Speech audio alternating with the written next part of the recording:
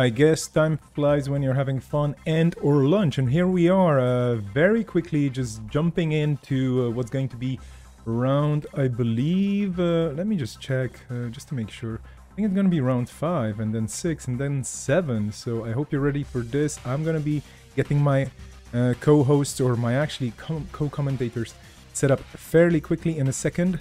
For now, we're still clicking around a bit just to make sure things work. But yeah, here we are. This is the first day.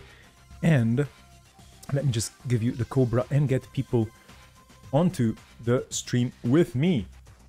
And I'm going to be dragging in a bunch of very interesting characters with me. I will ask them to introduce themselves, of course. And then we're going to be going with the live thing. Rejoining Neuropanzer. Hello, hello. Okay, well. Hello, happy to be here. Oh yeah, you're here. You're here. Perfect. I had stream echo and was fixing that before I actually unmuted myself. Perfect. Okay. So yeah, Neuropanzer, welcome back. Do introduce yourself very quickly. Hello, I am Neuropanzer. If you have listened to the podcast The Slumscast, you probably recognize my voice from that. I am here to commentate some games and watch some excellent games of Netrunner. Perfect. And then joining afresh, we have Shorty. Shorty. Hello, everybody. My name is Shorty. I'm a player from the most southeastern sprawls of Germany, and I'm kind of stoked to be here today. Perfect. Thank you so much for coming. And then we have Sokka, who I have to drag here. We had a bit of a how do you say it? Communication breakdown. I was just a bit late with certain clicks. But anyway, Sokka, are you with us here? Hey, I'm here. Hello, how are you doing? Good, man. I saw that. Are we ahead of schedule? Are we able to finish some stuff off earlier than expected? I think we're just going fast, so to speak. So we're just making sure that things are actually going to be on time, because nobody wants to spend the night and or early morning doing this. And I think they're going to be starting the round fairly quickly. So I'm just going to bring you all into Cobra. Table 1 has a ID number 1. Yeah, first table has an ID. I'm just going to bring you into Cobra for a quick review of the results. Oh, this is not the Cobra screen. What am I doing? Jeez, we're already on the Cobra screen. Here we are. We have 3 players on 21, and then a bunch of players on 18. And I guess we should just be looking at the pairings and hopping over, right? Mm-hmm. I mean... Sounds like top table ID'd, you said? Yeah, let's take a look at the pairings. Table 1 has an ID, unfortunately. That's the result there. So I think we could be going for table 3, or table 4 is potentially an option as well, I believe. Any picks between 3 and 4? I'd be good with any of those. I think table 4 sounds interesting. That's a Cabernet Sauvignon. I think that's the top shaper at the moment. That sounds like a very good idea. 3 and 4 are both fascinating because we also have the Sunny on table 3. Oh, true. Well, yeah, so let's just hop into table 4. I'm going to let you very quickly warm up your voices, and I'm going to just check in with the people at the table if it's okay to stream them. Yeah, sounds good. And then we're going to be jumping over, and you're going to be on it, so to speak. I'm not going to be saying anything whatsoever. So, let's just see if we're going to be okay with them. We're getting an okay. And it's going to be an Asmari versus Hoshiko at this stage. They haven't really started much of the game. Looks like both are saying it's fine. Yeah, so we're in it. Transitioning into the table, and here we are. Over to you. Enjoy and have fun. So, Asmari versus Hoshiko. Already have a pretty strong economic start from Hoshiko with the pad tap and the green orb. Pad tap was not suffered to live, Asmari giving too much value off of that, so that immediately gets trashed. What do y'all think about the Asmari versus Hoshiko matchup in general? I'm trying to find the table. We're on table. Sorry, this is table 4. We said. Correct. If you search Nimzovich, that's probably the easiest way to find it. Oh, there's a spectator's glitch. That's why I can't see. I see. Oh, Oh, good. Yeah, it'd be interesting to see what kind of Asmari this is. There's a lot of different Asmaris that are viable. So I don't think we can say too much about about this certain matchup in particular. We'll need to see what cards we see out of the Asmari list. But I think, as you can see here, the Hoshiko's playing quite carefully because you don't want to run into an econ hard hitting when you're not ready. Notably, all three of the breakers already in the bin for Hoshiko. Yeah, looks like we're making a run right away, and we're seeing a funhouse. Funhouse. Ooh. Yep. So we're getting a little hint that we might be on some kind of tag plan. Mm-hmm. Chooses is not to run through the funhouse, not to take the tag and either pay 4 or pay 6 for the Black Orchestra. Wondering what this is installed in server 2. Is this just the NGO, or is this an early 4-2? So one thing that's been going around, I think, is playing like Neurospike Re-Education out of Asmari. So it could be something to watch out for. It was certainly a deck that I tested quite a bit, trying to make work. So it's a decently strong, I guess you could say, like glass cannon-y kind of deck, where it's like really threatening if you can draw the right cards. So that's what this card could be. Is we could potentially be like single advancing a Re-Education and looking to triple advance it on a different turn, and then consulting for Neurospike is the threat we're being presented. Yeah. Let me count cards in hand. Are there enough cards in hand where you could double Seamless and Neurospike with shuffling back through cards? With Mandatory Draw, yes, if you're on 5 cards, right? Yeah. Obviously that is probably a low enough percentage line that you don't necessarily have to worry about it as the Hoshiko right now, but it is in theory a line that could happen at some point. Exactly. That's exactly the way I go about it. Is that if you have double Seamless and Neurospike in hand, like I'm not going to play around that. Yeah, you got it. Good job. Yeah, exactly. That was the thing about like if you go all in on the Neurospike plan with Re-Education and you play Seamlesses, then you're kind of like that's your thing, is that you're going to try to draw these cards and like Re-Education Neurospike. But like the other way, which I think is a little bit better, is to play like Econ Warfare, Hard Hitting News, and Boom, and Consulting Visit, and then you only play one Neurospike. And that way you present both threats. But it looks like the Hoshiko's doing a good job of like making some ice resed, so that the Asmari is on pretty low credits. So we are not able to land a hard hitting right now, if that is in the deck. I probably want to clear this tag. This Dreamnet seems like something... I don't know. If you were Asmari, would you trust this Dreamnet? It's providing a lot of value with Hoshiko's flipped ID. So the Hoshiko's actually doing a good job not triggering Asmari's ID, which is what's keeping Asmari's credits down. So yeah, you're going to have to like make an evaluation of like will this Dreamnet get enough value in the long term for me to want to trash it? But it looks like Bookkeeper here values the Dreamnet and is going to clear the tag. In addition, putting down a Liberated just to keep the money up for future turns. Definitely signaling not worried about an HHN this turn. Yep, I like the approach here. I don't know if we've avoided playing events on purpose, or maybe we just haven't drawn any events. Actually, just didn't have them. Yep. Oftentimes that can be the case. When you're playing Anarch, like, you have a lot of resources in Anarch, and a lot of the times I'll call resource instead of calling event, just because, like, when you're pouring pad taps and you got all these other resources. Wow, okay, looks like we're putting a second ice on R&D and just taking 2 credits. So the Asmari's quite poor still, and that's interesting because the way that the Asmari's clicking for credits tells me that the card in the remote is not an NGO friend. Yeah, totally. That's interesting. Yeah. I wonder what it is. That'll be a card to keep an eye on. It is still cooking, whatever it is. So, Spin Doctor, shuffle back 2 unseen cards, potentially hidden agendas there. So, seems like a reasonable run to get that Spin Doctor off the board. And it was a cat. Okay, so that makes sense to cook that. See if you can possibly beta run through that, get through that funhouse. But no dice there. Have to actually spend your own money to score that agenda. That's terrible. Mm-hmm.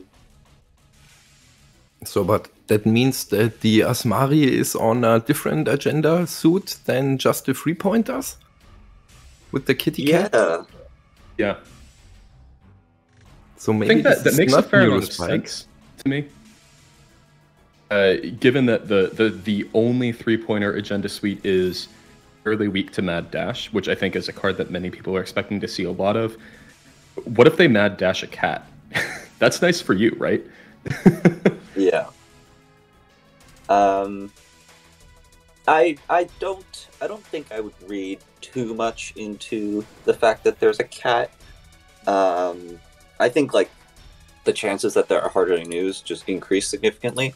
But I think the re-education Neurospike could still be on the table because a lot of the times, like especially if you're playing the one Neurospike influence suite, like you don't really need to be on 6 3-pointers. You can just be on like re-education and then a jumble of other points because really you're never going to score Bologna in the Neurospike. Mm-hmm. You can even be potentially on mostly 3-pointers and just replace one of the 3-pointers with 3 cats given your ice suite. Mm-hmm. That's like one potential option. Depending on your exact plan, that might not be the best option, but it's one that's available to you. So we have a ping to give a tag here. Yeah, looks like we come in the chat saying this looks like an R+ deck in Asmari, which totally seems to be the case right now. Rashida Fire seems very nice for Asmari here. Yeah, we're getting a boost up, going to 9 cards. We're gonna have to discard 1 unless we're playing Subliminal Handsy Review. But we're on hedge fund range if they have that. We're also on hard hitting news range if we have that in addition, but it looks like we don't. So we're doing another. Yeah, no hedge fund. So we're still like pretty low on credits. We'll see if Bookkeeper wants to challenge that, and yeah, like this could just be like an NGO or another cat, and that would be pretty bad. Yeah, one card that I do want to mention that we saw on an HQ run earlier. I don't think given the credit total right now from the Corp, probably not super relevant, but there is a Thoth somewhere in either in HQ or discarded in archives that could potentially come into play later. Mm-hmm. Yeah, Thoth is a good card. It is. In the late game, sure, if you're R&D, if you have cats there, I guess, is one thing that it does. Yeah, no, I've been playing Thoth, and it sounds to me like some kind of meme, but it's actually a good card. Oh, we see. Ooh. So accessing a Bologna with exactly 5 credits here after hippoing the ice on HQ. This is an interesting decision. Wow. Don't steal it. 3 points, but it's 0 credits at the end of your turn. This really, or at the end of this okay, click. so now we're really thinking about like, okay, what Asmari are we up against? And it really does seem like the R+ deck out of Asmari, because if we have Bologna and Cat, then we're probably not on Neurospike. And so far this is just aligning with like the Reality Plus decks that we've seen. So we're not stealing here, which I was going to say I agree with, but then we installed the daily cast, so now we're at $3. So we're in some dangerous hard hitting news territory right now. Right. I think if I'm mathing correctly, the only way that you actually get to clear all of these tags next turn is you have. Oh yeah, right, Rizeki, duh, Rizeki money. Yeah. You still do. You still gain 5, but like, it's not only like being safe, getting to 8 credits. Oh, actually, you lose 1 to Hoshiko, so you don't actually get to. Oh, right, yeah. But like the fact, like landing tags, and like even if you have perfectly 8, you're still clearing 4 tags and going to 0, and that's oftentimes still a problem. But no hard hitting here. Getting a liberated down is good, and we're seeing a GFI score. Yeah. GFI taking Asmari to 4 points, threatening a single GFI score to win or a single Bologna score to win. We know that the Bologna's in hand as well. Was this the thing in server 2? Is that an upgrade? Yep. It must be. It was there while the GFI was in the server, correct? Okay. So we've got like a Prisec in there, I guess. Well, that's a GFI. Immediately out of archives. Yeah, and we're at 18 credits. We need to run HQ and go steal that Bologna before it goes in the remote. I agree. Right. Or with Corp on 1 credit, probably not getting scored immediately once it goes into server 2, but still nice to get it. There it is. There you go. Yep. Sniped. Point. Woof. 5 on 4. Suddenly, Same point for both of them, plus or minus cat. Ooh. 4 runs, 4 agenda steals. We just win right now, right? Man. I totally would. Like, if I would run HQ again here. Okay. We saw I get the pill. All right, fine. Not magical Christmas land, but that was a pretty good turn for Hoshiko. Okay, I really want to mention how well, like, again, maybe they're just drawing this way, or maybe they're just playing this way, but they have not triggered Asmari. Like, maybe they triggered it on the Deuces Wild. So, like, yeah, like Asmari, I don't think has triggered this game. Oh no, it's triggered on turn 1. It triggered on turn 1 and is not triggered since, and that's like very impressive. And I think that's like doing a good job of keeping the core poor. And of course, as Asmari, how many times have we played Asmari and you're like, oh man, yeah, event hasn't been cashing in, I'm gonna change to something else, and then they just play 3 events from their hand. Yeah, you gotta stick with it. If you make a call and it doesn't work, you have to stick with it. Yeah. Now, notably, we do have a turning wheel coming down. That makes it hard. That cuts out some lines for Asmari to win, I have to think, because long games now, turning wheel can just gather counters and pluck agendas. Yeah, this is starting to get rough, because we're like, I imagine we're just making like at least 3 runs on HQ this turn. We're just gonna see if there's new cards, and if there isn't, we're just gonna get turning wheel counters. And the Asmari with 5 credits, there's a long way back to try to get into a threatening credit total. Running HQ, we're seeing seamless launch. Interesting. Now, I believe there is there one seamless in the R plus decks usually? Don't know this list off the top of my head. It would make sense though. It is just a card with a fair amount of value if you're on, you can get scores out of nowhere with it, which is nice. Well, I think there's the non-binary version that don't have the kill plan. I think those are running the seamless launch, but I think the kill version don't have the influence left. So you just go triple advance to re-education and hope the runner either don't steal the agenda or ends up tagged and getting boomed. Does the drafter in archives signal what this list likely is doing in any way? I think so far this deck has been exactly the same as the Tilt Rope Asmari that was posted from APAC, except for the drafter and Mausolus, because the seamless is there, the potential Prisec in the remote is there, and then so far the agenda suite has matched up perfectly.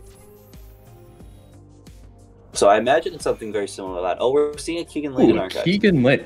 So maybe that's what's in server 2 then. Oh, okay. Yep, that makes a lot of sense. That's why we have we got these fun houses and pings, which were already in the deck, but like now we're just getting some Keegan synergy to try to snipe some breakers. Probably one of the worst decks to need to try to snipe breakers against, given we've got the boomerang pressure, we've got so far only seeing the Anarch breakers. Wow. Oh, what?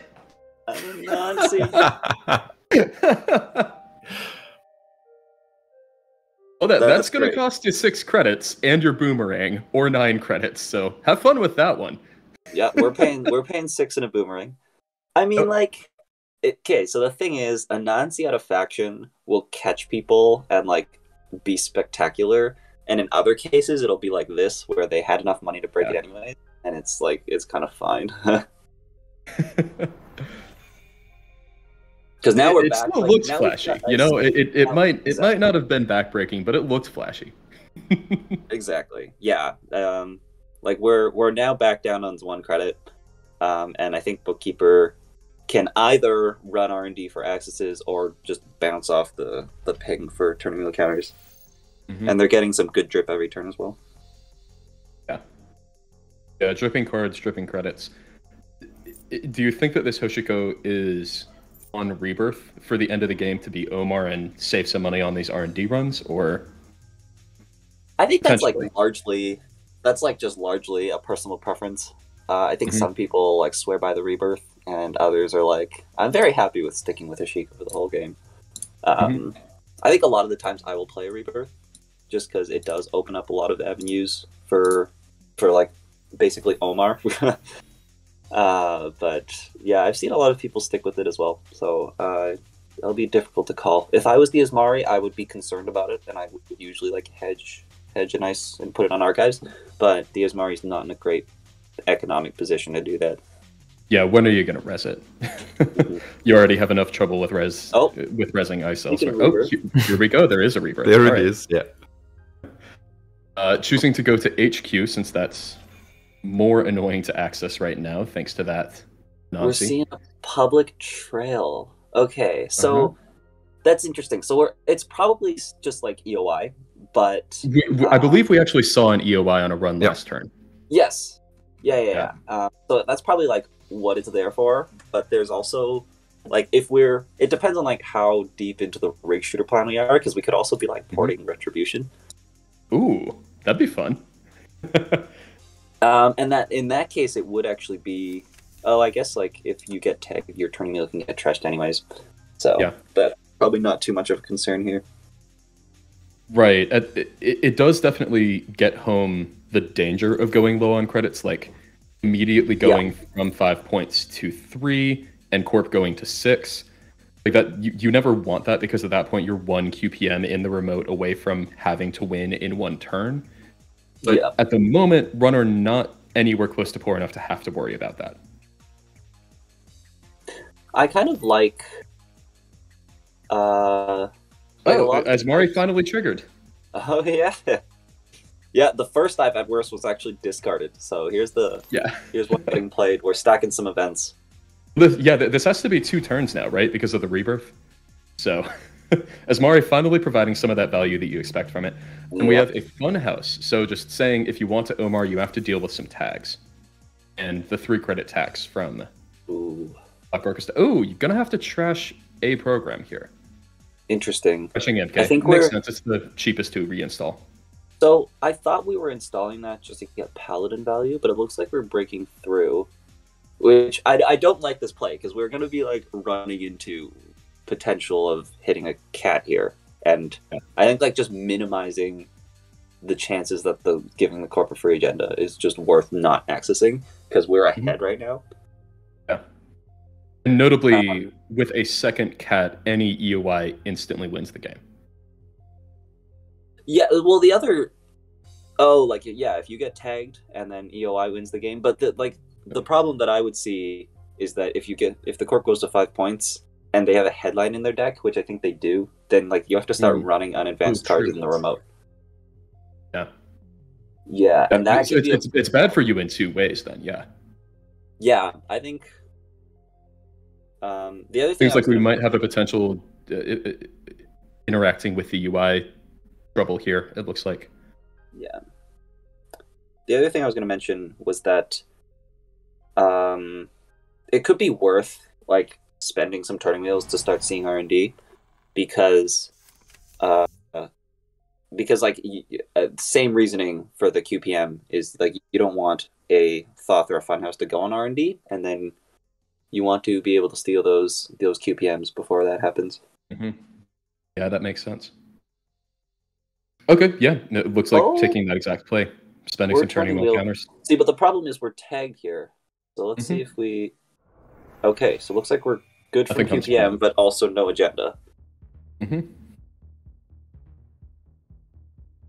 I think if we're looking at the 9 agendas that is in the R Plus deck, there's a 15 minutes, there is 1 GFI, there's 2 QPMs, and a headline. That are the only agendas that are left. So the runner's looking for the 1 GFI that's left, the 1 headline that's left, or has to steal 2 of the 15 minutes and the 2 QPMs. Yeah, and steal them in an order that actually wins. Yeah, because that 15 minutes is going to get shuffled right back. Mm-hmm. Clicking for credits here. In fact, so just, clicking for credits on the Asmari side. So what are the outs for the Asmari deck? You still need to score 3 agenda points. Yeah. And the Omar, he has the drip with the 2 Rizikis. It's pretty much set up, all the breakers. Yeah, it's hard. I think if you're able to res the other ice on the remote, and then you can like start jamming things in the remote, and one of them's a QPM, and the runner like runs it every time, and gets super low on credits that way. I think that's a way out. Because the runner does need to be careful with this whole public trail EOI thing. And look at that, spending 6 credits to trash the pad taps and then hedging back up. Yeah. Ugh. Gross. Pad tap, what a card to get back to runner. it's rough because the Asmari wants to have doesn't want the runner to have money, but this is setting them back a whole turn and a half. Yeah, that's time walk. It's time walk out of runner. Which is just giving the runner like so much value out of their Rizekis and like giving them a whole full turn. Yeah, Like well, the Asmari don't want it, so it's under control of the runner when he plays the card that the Asmari is calling. So, and if you have the 2 pad taps, you're always under control of those credits. I can see why they trash them on site. Agreed. Yeah, absolutely. Right, because at this point, one of the outs is somehow get the runner poor enough to land a public trail and EOI. And, I mean, those pad taps making you money, they really make that game plan tough. Not that it isn't already tough. We're going back in for Omar. Interesting. We're getting another access on tagged. The R&D costs, I think R&D is just a better run here because it costs you 4 to break and 1 on the encounter, so it costs you $5 to get into R&D, but running archives costs you $3 and a tag, which is essentially $5 and 2 clicks. Yeah, on and top spending of the 4 possible credits to kitty trash cat. cards off of R&D too. Yeah. Who wants to trash, I think, but still going a little bit lower here. Yeah, we're trashing Regolith and Rashida, which is I guess unfortunate hits because I think both those cards are cards you need to trash. But the Asmari is going to see a fresh card here, which is not ideal. Notably, playing a deuces, clearing that tag and giving both players tempo there. Yeah, and I agree with what Doomrat's saying in the chat. Ooh, interesting. We have a public trail. Does this mean 2 public trails? Potentially. You just got to pay it. Ooh. Yep, 2 public trails. There we go. And EOI. an exchange of information. Nice. This is There we that's go. really bad. Now we're a QPM away from winning. Or the 15 minutes maybe in hand. True. Yeah, so 2 agendas that it is very, very tough for the runner to get before the corp can score. This game just turned very quickly with those 2 public trails in sequence. Yeah, you gotta that's why I was saying this before. You gotta be, when you're the runner in that situation, you're ahead, but you gotta be very careful. You have to have 16 credits at the end of every turn to pay for double public trail.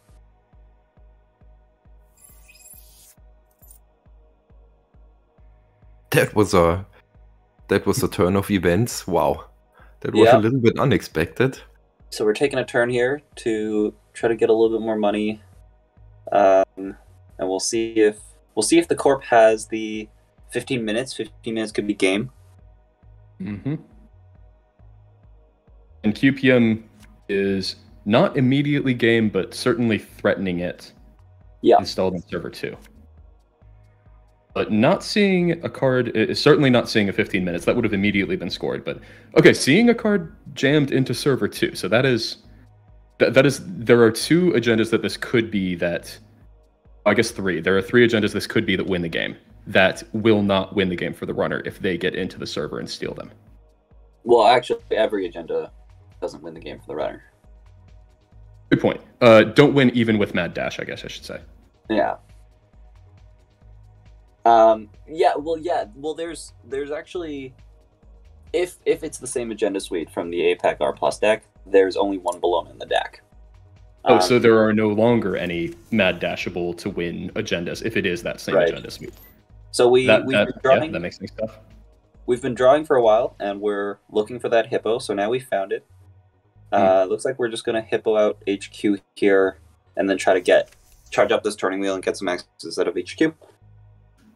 Which is fine, because, like, I guess your turning wheel is under threat if they have public trail, but there's no more exchange on the table, so we're free to get accesses, not worry too much about tags.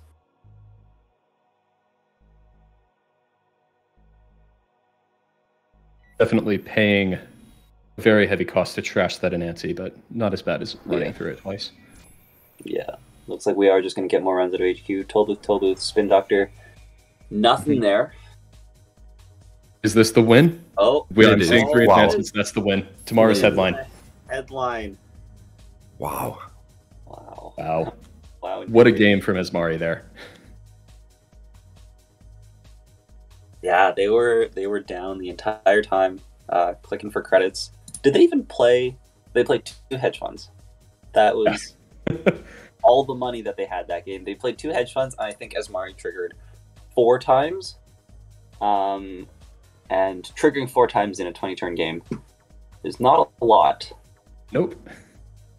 Should we see the reverse side if they run it back? Yeah. Sounds good to me, yeah? Let me just locate the table. And in the meantime, chat, feel free to look at different places different places. Try and figure out another table for us to visit later on, please. And do keep in mind that we're not cleared to access all the tables. This was quite a game, eh? I was watching, it's like, whoa! This double public trail, that was the kicker. Yeah. Especially, I was under the impression that Toshiko had the game under control pretty much since turn 1. Yeah. But yeah, you can be wrong. They did. I mean, they did have the game under control. They just had to. It was just the double public trail that they had to watch for. We're still waiting for them to redo the table. I think they're on comms with each other so they can, navigate the situation. And we're just going to be hunting for them. And then, then we're going to try and get a Shaper table, I promise. Let's look for Shaper games then. Apparently we've got Woo on this next one. Yeah, so this should actually be a Shaper table. Oh, there we go. Duh. Easier said than done. I'm leaving it all to you again. And see you on the other side of this game. Yeah, we have like Kabinesa Woo versus CTM in this matchup. So it sounds like this is what chat just wants to hear about Shaper, and I didn't test it enough for me to be comfortable with it enough. But I have a Shaper, I have a Woo deck that I was highly considering playing. So I don't know. Like, I think Shaper is like in an okay spot. Yeah, Shaper aren't that bad, as they might look. The thing is, if you're playing, like, if you got like Flame Out Mayfly, and then you got like your Overclocks, and you like get out your Rozekis, you can have like a decent like late game setup. Looks like we're going here. That's a pretty explosive opening couple clicks. Harbinger into Spec Work into Dirty Laundry. That's probably what you want against CTM as Woo, right? This is great. Specworks is such a good card, and it looks like we're on Harbinger and Pawn Shop. This will be a good setup going into even better because the Harbinger didn't have to be in hand. You got to Woo that, so you actually got a real card in your hand too. Mm-hmm. and the Pawn Shop. Yeah, so explosive start from Woo so far. Now that said, one of the strongest starts on the opposing side from CTM. You have a Bankers and you have a DBS. Both actively ticking, and you have another card out in a remote threatening to be, I don't know, something, whatever it is. There's a lot of things that can come out of CTM, and a lot of them are things that you need to trash very quickly. It's usually Naked Aries. That's what CTM players do. Yeah. Okay, we got another Cabo for Harbinger, and then spec work right away as well. So Mhm. strong start. We're gonna go take down Crashing the bankers. which is makes a lot of sense, and I'm probably just gonna go and click and clear this tag. We're not. Wu has a link, so it's better to pay the 3. Lady Liberty. Wow. Ooh. CTM was Yeah. definitely looking for the Lady Liberty, just toss Ares into my scurry area. I don't care. Or at least threatening to do that, I would say. Yep. Double install in the remote, threatening MVT and something. Probably Rashida. Yeah. Potentially bankers as well. That's a great one to have the MVT to go with. Mm-hmm. Well, so CTM took a mulligan, so maybe the Lady Liberty install that early was kind of a desperate move, just to see if you can maybe sneak something through. I mean, it's just a safe way of installing an Ares, basically. That too, yeah. It is the Rashida, as you were saying. So. We got Anacam Diesel, which I love. Like my Woo was on Anacam as well. Anacam's like really, really good in Shaper. This is interesting. With the pawn shop, we see 2 Anarch breakers in the bin, spending influence on both MK Ultra and Paperclip. Yeah, this is the way to go. I think. Like you play MK, you play Paperclip, you play Golo. It's a very, very nice breaker suite. What is the Shaper resource called, which pumps up the strength of the installed breakers? Cyber Trooper Talud. Oh yeah, maybe she's on Cyber Trooper Talud. Yeah, that'd be wild. Certainly would work with that pawn shop my MK, get it back, because one of the problems with MK is its starting strength. It's very low if you're running into Hydras, for instance, from the CTM list. Mm-hmm. It'll be curious to see if this Woo is on Rizekis or not. Because like sometimes, as crazy as it sounds, sometimes Woos are not on Rizekis just because you don't have the MU to support it. But if they are on Rizekis, they want to get out those Rizekis as soon as possible. This is like we do see the call there. So the problem right now is that like a lot of the times you don't want to respond to the CTM too much, because if you just like keep running the things the CTM is installing and then occasionally trash things that you deem to be must trash, your money's gonna go away very quickly. So you gotta spend that time setting up your drip. So you got your pawn shop, your Rizekis, your daily casts, and just like making sure your money's in a good spot first. So it's like a risk that we're taking. Although at the same time, if you're Shaper, you do have misdirection to help you get out of it. Yeah.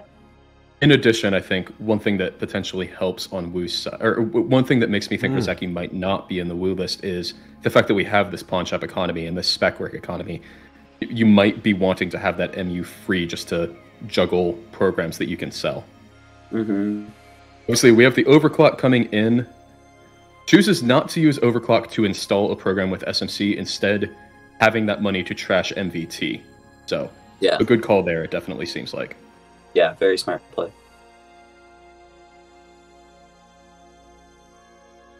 Notably, Salute also gives a link, so these CTM traces are now only 2 credits to beat.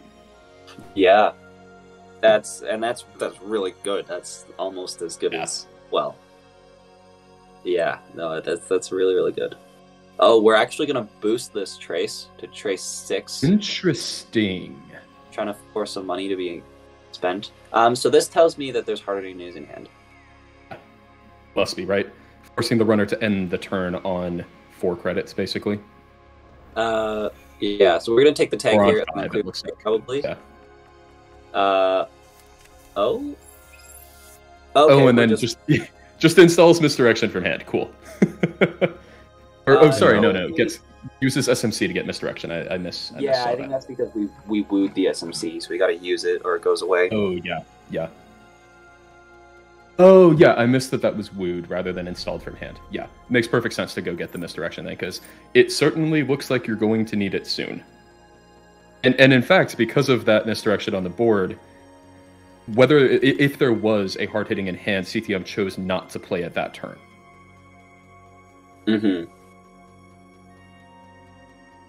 I guess it makes sense, right? You sell one thing with pawn shop, and then it basically is just 2 clicks. a credit. Not Yeah. that much of a tax. Yeah. See, okay, so we're threatening by installing a card behind this ice every turn. We're threatening Ares. Mhm. So I'll be curious to see if we're gonna respect that and run for it. Looks like we're not drawing a card, playing Creative Commission.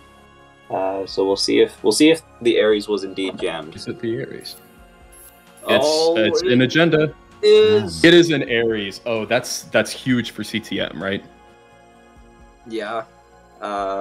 It'll make the game a bit harder for the runner because now we'll probably need to misdirect 2 tags instead of spending 2 on the trace.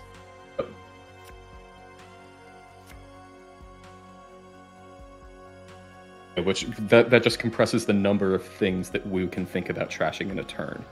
Mm-hmm. But the thing especially is, like, compresses if you also have to install things to be able to pawn shop to pay for that. Yeah. the thing is, if we can just get money set up on the Wu side, we can just run, just like make strategic runs on like what it is that we're trashing, and you should be able to keep the CTM's board under control despite the Ares. So we are in fact seeing a Mayfly discarded from the hand. That your earlier suggestion of Flameout seems even more likely, given that there is the Mayfly. Obviously, Mayfly out of Wu, not a bad call regardless, but it's extremely good with that Flameout if you have it on the table. Yeah, and it's also, yeah, it's just great because if you're doing the, like, if you're breaking a big sentry, you can just put the MK Ultra on your Flameout and you can just spend the Flameout credits. Love it.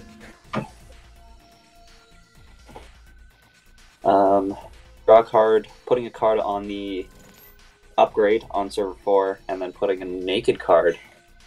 I don't know. It seems like we're threatening some like higher trash cost things on the naked card because it's not going in the, like, it's probably a card that's going to stick around for a couple turns and they want their ice for something else.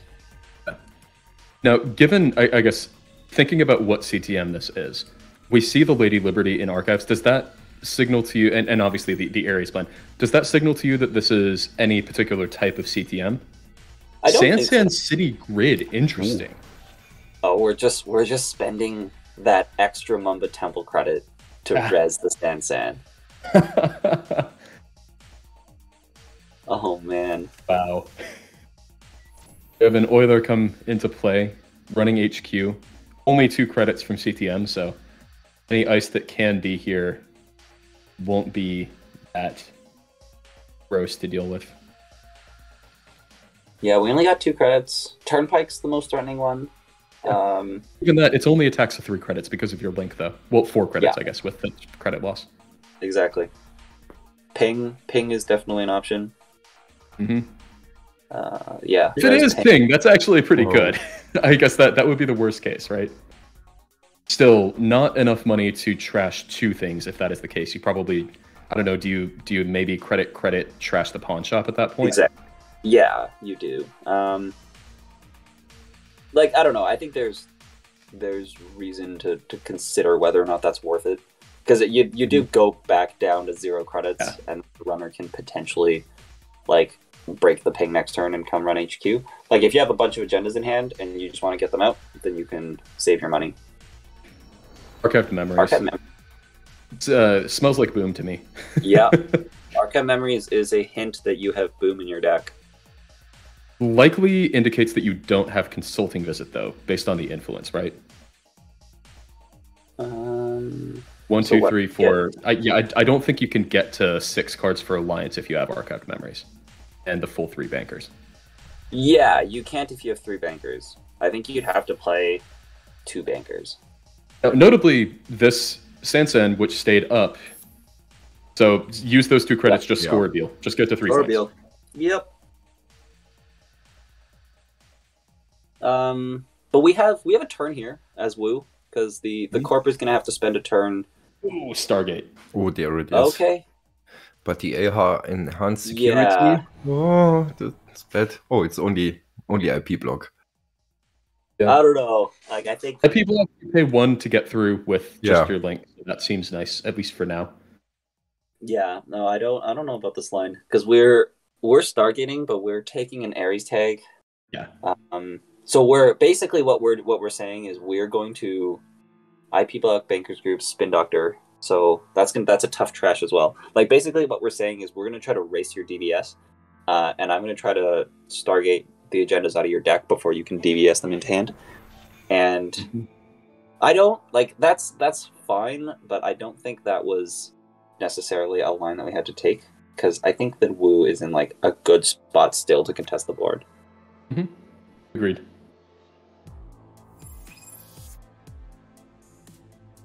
And using Simulchip to trash that Stargate so it doesn't get removed and install a Harbinger just to keep the money flowing. So the Wu bullshit engine definitely ticking as it should be.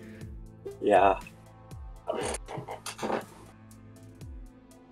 Now, Corp is on 0 credits here with, it looks like, no way to gain actual credits to score another agenda with. So, yeah, as you said, Wu has that turn, and wonder what the Corp is going to do to try to get out of the 0 credit hole here. Like, I imagine we're gonna install the card and then take 2 credits. Yeah, that would make sense to me, for sure. Especially if you're installing draw something that could potentially give you positive tempo that the runner either doesn't take care of or leaves you with 2 credits. Yeah, I think like we drew IP block. I think this turn is like IP block in front of the Sand take 2. Mm-hmm. Seems very reasonable to me. Especially that IP block, you can res it for free with Mamba Temple if it is installed there. Exactly. Instead or, of installing like, a new, Yeah, this is even better. Depending on what that is. Like if you have like Maryland campaign in your deck, this would be perfect. Yeah. Right, because then you're threatening to actually chain, right? You get the 2 Maryland credits, you score an agenda with it. Now you can potentially win if you have the 3rd deal. Mm-hmm. With just what's on the table.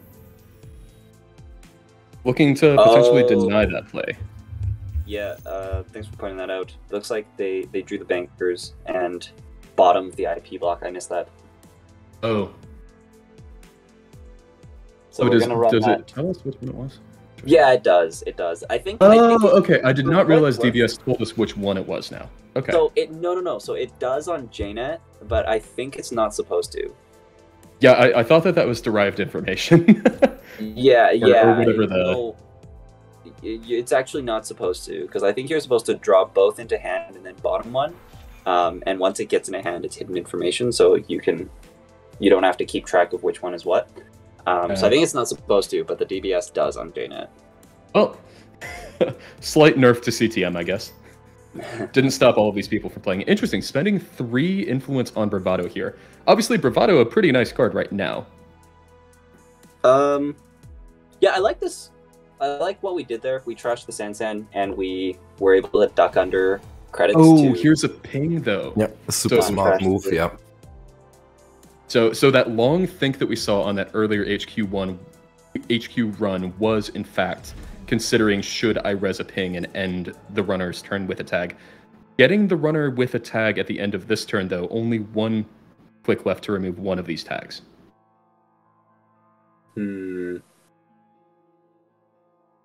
That's tough. Yeah. We're going to... Like, the runner can trash 1 at most. But, like, the thing is, there's 14 cards left in your deck, and there's probably 3 pawn shops in this deck, so I wouldn't be surprised if there's just a replacement pawn shop in hand. So I think, like, I like this. Oh, actually, yeah. I think I would have cleared 1 tag just to be safe, because we're potentially dead to Planogram Boom here. Okay, I think they've realized. Planogram, yeah. Okay, yeah. So we're not going to die to Planogram Boom. But what this does let us do... Oh, yeah, calling that exact play out in chat there. What this does let us do is that next turn... Oh, actually, we don't have that much money. But I was thinking like next turn we could potentially like go and trash something and then misdirect for 3 just to get that stacked clear tag value. Mm-hmm. Yeah, I can see the thought process behind leaving the tags for that exact reason, but as you point out, you are actually just straight up dead to a card combination that's not unreasonable to include in the CTM. Yeah. Yeah, but it's only a single tag. You will be fine. Not the end of the world. CTM was so low on credits, there's not too much they can threaten with the single tag. So you don't care about exchange, you don't care about psychographics or anything. So they might have the second Aesops in hand, but no. Yeah, it looks like we don't, which is kind of surprising. They must be pretty far down in the deck then. Yeah. Yeah, you run 3 Aesops, don't you? Probably. Presumably. I would guess so, yeah. I was thinking that this card in the remote could be Rashida, and that would be really good for the corp right now. But it looks like it's just Spin Doctor. Spin Doctor's still good because you get that off-turn DBS trigger, but you're at least not getting $3 for it, which will give the runner another turn here while the corp tries to get their money going. But the runner really wants to bring down this Mamba Temple, and the DBS too. The DBS is doing a lot, but the Mamba Temple is representing 2 credits, and we can convert that into money assets. And there was, in fact, a planogram, so potentially that planogram boom play would have been online. It would have been crazy. Harmony AR Oh, there. we have a Harmony. Interesting. That's okay. Well, we'll have to see what gets shuffled here, because if Pawn Shop, okay, Bravado, Creative Commission, Harbinger, Simulchip, Gamble. Okay, that makes a lot of sense. However, aren't we drawing to try to find a Pawn Shop here? Because unless they have a Pawn Shop in hand, that means there's 2 Pawn Shops in the deck, and we just added 5 non-Pawn Shop cards back to the deck. Yeah. Yeah, and with the runner on 0 points, I would think that going without Pawn Shop for the rest of the game is not really something that they're thinking of doing. Yeah. So it has the spec work, but your point is, your point's still there unless the Pawn Shop was already in hand. Yeah. Not going to be you lowered your chances of drawing it with that spec work. Yeah, no, Okay, I so don't this think was- the Pawn Shop was in hand because he didn't draw with the Anikam, or the Anikam draw was before the Daily Cast install, so I don't think they had it in hand. So, interesting thing I wanted to point out last turn, they ran the Spin Doctor to try to make the Corp pop it. I think if I was the Corp, I would not have popped the Spin Doctor. Because we shuffled back Spin Doctor and Bankers Group, and if the runner trashes it, they pay $2 and take a CTM trigger and an Ares tag, and I think that's a great trade to not pop the Spin Doctor for. Right, they have to go to 0 credits at that point to clear those tags, right? Yeah.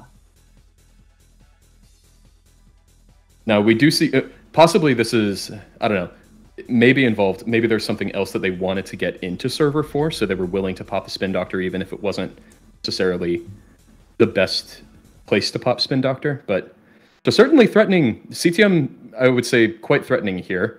Something behind this ice, something out in the new remote, something in that MVT remote. Yep. Cards flying down. The Rashida was popped last turn, so this is expected on a post-Rashida turn. We got another Bravado here.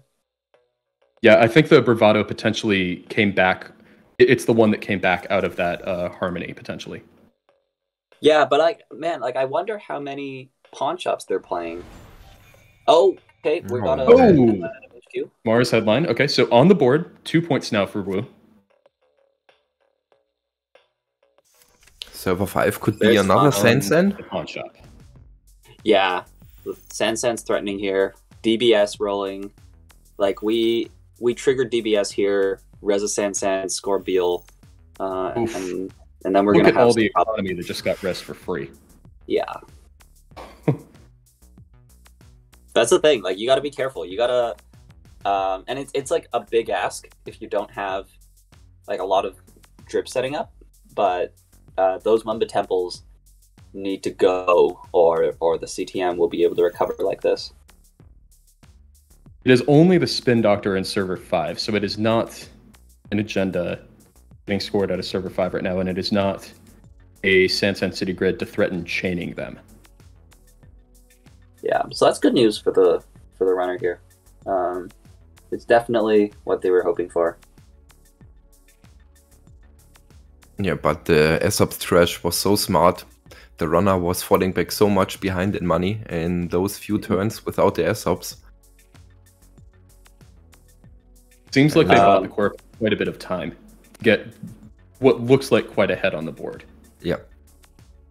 Question in the chat asking how much influence does the Woo have? So we've got the Bravado, we got the Paperclips, that's 6. We got 3 Harbingers, gets 9. Stargate is another 3, so we're at 12 right now. And the MK. Oh, yeah, and the MK. So there's only one left that we haven't seen. And I'm really hoping that that one influence is a Rebirth, and we're going to Rebirth Jasminder. Rebirth Jasminder. Oh, man. Yeah, so Jasminder obviously doesn't counter the CTM tag, since that can't be prevented, but it actually, it turns you back into extremely good against CTM because you only pay 2 for the CTM trace, and you get to stop the AR enhanced security tag. Yeah. Yeah. And then you also get to get wrecked by Funhouse if we have Funhouse. Love to But see it. with Jess, you can just reinstall the Stargate and go ham on R&D. Yep. Right, because with Jasminder, especially, I think another potential Rebirth target out of Shaper is Akiko, but you probably don't want to be Akiko because you already have Stargate as your plan for R&D.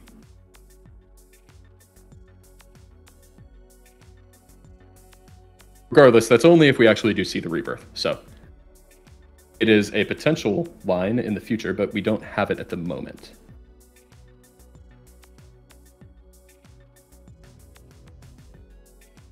The chat correctly pointing out that you can't actually use Jez to prevent AR enhanced security if CTM is triggering in the same time, because they will just trigger CTM. They choose the order. Yeah, they choose the order, don't they? Oh, actually, no. Actually, no, that's not true. That's not true. They do choose the order, but you just pay for the trace, and then the Jez would trigger on Ares because the first tag never happened. Yeah, good point. Big brain move. Yeah. So I wonder if these 2 cards that have been installed, like we're just looking for a Sansan here. Yep. Like I don't know, putting an agenda on the board isn't usually considered safe, but I've seen it happen a lot of times where agendas just go on the board, even though the runner can get in. Because that's the threat. And is that there you go. Yeah. Server 5 was, and it was a second Ares.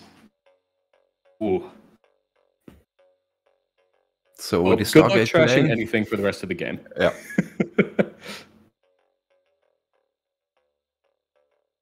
This is rough, especially because we're on a Stargate deck. Like, we got to figure out how we're going to win the game. Like, maybe that one last influence is a turning wheel, and we can just get that down and run. Looks like we're going for Stargate, though. Right, bouncing off of ping does absolutely nothing to you, and if you do have that turning wheel, you can just charge up a bunch of counters that way. Yeah. But seeing the Stargate... Well, you can go Stargate, remove the 2 tags with the misdirection. And yeah. Click left. You can, it's not great. Like, the problem right now is, like, yes, IP block only costs you 1, but the corp is dripping 4 credits every turn, and you're, like, ace-opping your cards away for 3. So eventually, like, the corp can just be into this. Oh, this could be the win. Hard-hitting Bologna. I think that's so you trash the hard-hitting, run back, and you have enough money to win here, right? Maybe server 10 is the last spin. Yeah. It has to be. Server 10 has to be spin. Yeah, server 10 has to be spin, otherwise... Yep, and we do see going for the hard-hitting trash here. Overclocking in. The Beals on top, too. Oh, yeah. I think that's a slight misplay here. Oh, installing Paperclip to break since you have the tags now. Okay, so makes perfect sense then. Yep. Is it spin? That's the question. It's spin. 1 credit is enough if you let them fire the trace. Correct. Yeah. You still have to break 2 subs if you want to break all. That is. Okay. Oh, it's the spin. It is the spin doctor. Wow, safe. Oh.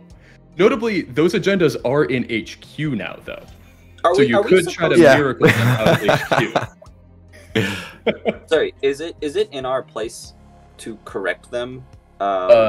Typically, the way that we handle that is we do not. It's on the players to call the judge when it's appropriate. Okay. Like we shouldn't have different enforcement of the rules just because the game's being streamed. I think is the general stance. Yeah, I remember hearing about that. Man, they found that third spin doctor. So we're gonna take we're taking the safe line and we're gonna misdirect the tags. You could take the YOLO line, which is run HQ twice. You could. You certainly could. So shoring up server 5, throwing what is likely an agenda in there. Yeah, it's probably the Beal. Or at least signaling an agenda in there for sure. It's nice that it's nice for the runner, that is, that the Corp did not discard a card, so we know that the Bologna is somewhere. Oh, the Bologna got bottomed by DBS. That's so rough. Duh. Yeah, DBS, of course, yeah. That is so rough. Wow, DBS is so good. Oh, no. Yeah. Yeah, Bologna got bottomed. So this is likely the Beal in the remote. Mm-hmm. Notably, the Beal still, if you believe that you can keep the runner out of the server for 2 turns, Beal can still win here. Might be a riskier line to victory, though. Mm-hmm. Looks like we're forcing the Spin Doctor pop, and then I assume we're gonna go for another Stargate. Yeah, we are. Interesting. So the Spin Doctor shuffled back Lady Liberty and Predictive Planogram there. So looking for that just toss an agenda into the score area route to victory, potentially. Mm-hmm. And the cheap money. So Stargate, Planogram, DBS, Mamba, Virtual Tour. Nothing. Yeah, nothing useful, and you're going to take 2 tags for this. Yeah, you need to trash, don't you? You have to. You're forced to. And then you're probably spending 2 clicks, 2 credits clearing those 2 tags. Mm-hmm. And if the Corp scores a Beal here, we're in a dangerous spot. If the Corp doesn't score a Beal here for some reason, then we could potentially go fishing for the Beal next turn. Mm-hmm. I'd be quite surprised if it weren't the Beal in server 5, but there's a reason I'm not upping these top tables. I think it. Okay. I was gonna say I think it is. I was gonna say I think it is the Beal, but apparently it's not. Oh, gaining 2. So just hard hitting here. Put the runner in tag hell. Even if they get into server 5, yeah. I mean, it only buys you 2 clicks, right? That's the problem. Yeah, you're still gonna Stargate. See, the thing is, exactly, it doesn't buy you 2 clicks. It buys you 4 credits because the runner's just gonna Stargate and then direct for 6. Yeah, okay. Right, and certainly has enough money to do that because Paperclip breaks IP for 3 all day. Yeah, and chat, it's Angeline pointing out that we could double advance and then hard hitting. If that is indeed the Beal, that would be a good play. Does that mean it's not the Beal? Is the Beal still in hand? Oh, I don't know. Oh, we're seeing Bologna Beal again. Oh, again. Now we win, right? Oh, yeah. This is... Do we win now? Not enough money to get in, steal the Bologna... Well... is there another overclock? No, we trash the Beal. We run back in, steal Bologna, run archives for the Beal. Oh, right, yep. Duh, you can trash the Beal. Yeah, hey. Oh, or Mad Dash for some style points here. We're gonna Mad Dash for style. You gotta do it. Oh, man. Still had all these. Or style. Wait, what? What? Wait a second. There was enough money to go get that Bologna, right? Yeah. Yeah? He had exactly 8 credits. I'm very confused. Whoa. Okay. And you have to think that Bologna went away, right? That Bologna's on the bottom of R&D now? Yep. That is what happened. The Bologna got bottomed. So, but the Beal is still in HQ, or is it really in server 5? He didn't score it for 2 turns. I don't think server 5 is the Beal. Yeah, that's Could curious. very well still be HQ. You're right. That's curious. Because the thing is, like, this upgrade on did RNG... he keep the Bologna for some reason instead of the Beal? Maybe. People saw it off of. Chat must have seen it off of the DDS, so they actually know whether it was or wasn't. So it probably is actually the Beal. To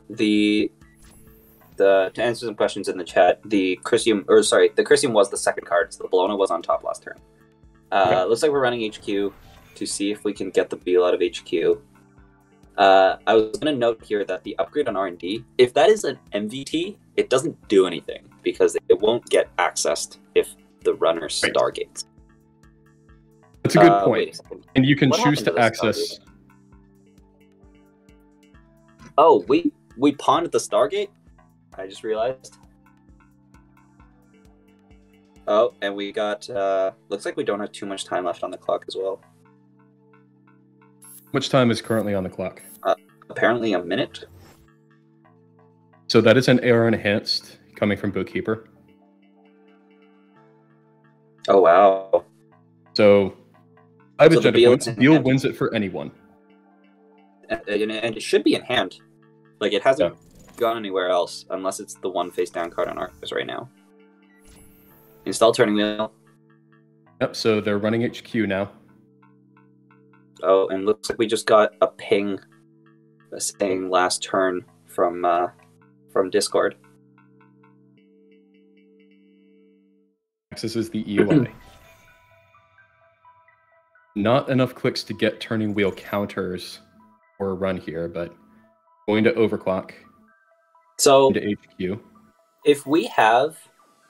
Okay, let's see what we access first, though. Archive memories. Wow. Oh, that's That unfortunate. is time in the round on that run. That's unfortunate time. Bookkeeper, Okay. I don't everyone, believe has a way to have- score out of hand, correct? So here's the thing. Public Trail, UI, wins the game. Yep.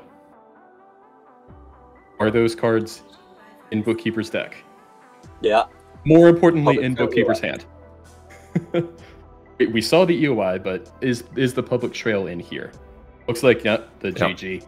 I The answer doubt is it. no. It looks like this is a tie. Yeah. Looks like we're Yep. ending on a tie. Wow. Yeah, that's a Hard bit fought unlucky. tie. Yeah. That was a long back and forth game. For those who don't know, a tie means both players get 1 point or 1 prestige. It will affect the standings because obviously it puts both of them Yeah, above anyone on the next tier in the Essentially- rankings. But Essentially, what it ends up meaning is that both players get a win, except they have the worst strength of schedule possible, because they will be above all the people that have, let's say they go to 22 points. They'll be above all the people that have 21, but they'll be below all the people that have 24. So essentially, they will both have won the game, except they have the worst strength of schedule. Well, the first tie isn't too bad. That 1 point can really help you. The second Yes. tie doesn't help you at all. Yeah, Yeah. it doesn't do anything. But one is okay. The second tie helps you go above the other people who only tied once. yeah, so it's a win compared to those with ties, but not compared to those with wins. Okay, what a game that was! Wow, I mean, I was sitting here on the edge of my seat, going like, "What's going on?" But yeah, I mean, this was really exciting, and I would also say, this was what, round 5. So after so many rounds, I'm sitting here and I'm not playing, and I'm slightly tired. I can imagine only people putting a lot of brain power into the game, and just seeing all the cards and all the different lines of play, and then just saying, I don't know, I'm just gonna do this. I feel like I should do this or that, and then maybe missing some of the optimal ways of playing. But I think this was a really cool game where I don't know, it was exciting until the end, and I think the draw here, the tie, is definitely deserved for both. Waiting for Cobra to update all the results. We're getting there slowly. A lot of splits near the top. A Yeah. lot of splits on the top tables. Yeah, a lot of corpse splits. Interesting. Runners. So actually, that tie for Nimzovich, Yep. pretty relevant given the number of draws, or the number of splits in the round. Yep. Obviously relevant for both of them. Mhm.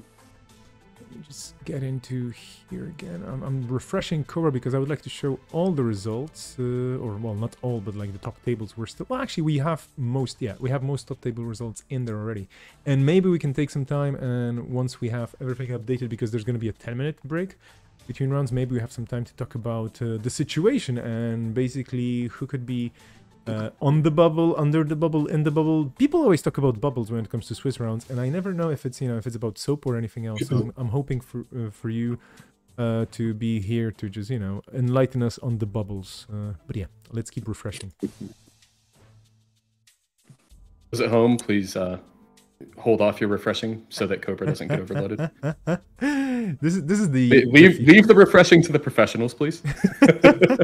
This is the feel of being in a venue on a shoddy Wi-Fi with like 200 people going, oh, refresh, and then Cobra going, well, and then everybody looking at Jono, who happens to be there, like, man, are we clear to go? It's like, yeah, I just have to fix it. I'm just gonna restart the server from my phone. We're just missing one result from table 18, excuse me. Okay, but well, yeah, a lot of splits here. Melik on table 7 sweeping. That's interesting. That's a big play. Ed on table 8. Ed on table 8. Yeah. So that's sweeping up into this large group of 21s. Yeah, we have. Oh, whoops, sorry. We have 3 sweeps here. Maybe I shouldn't be highlighting this. But table 7, 8, 9, and 10. That's actually 4 sweeps. That could shift things a bit. We'll see what's gonna happen with that. That tie again, very relevant then. yeah. That 1 point, yeah, definitely makes a huge difference here in a field of 3s. Okay. In the meantime, is it refreshed? What is it with table 18? Are they still playing? Maybe they are, but well, hopefully we're gonna get some results soon. So well, let's take a look at the current scores that we do have, or like the standings before this round, and we do have a Gagarin, and so we have a Wayland, NNBN. We actually have all 4 corps in the top 8. That's cool. As for the runners, I think it's also the same, including an Adam, which is great.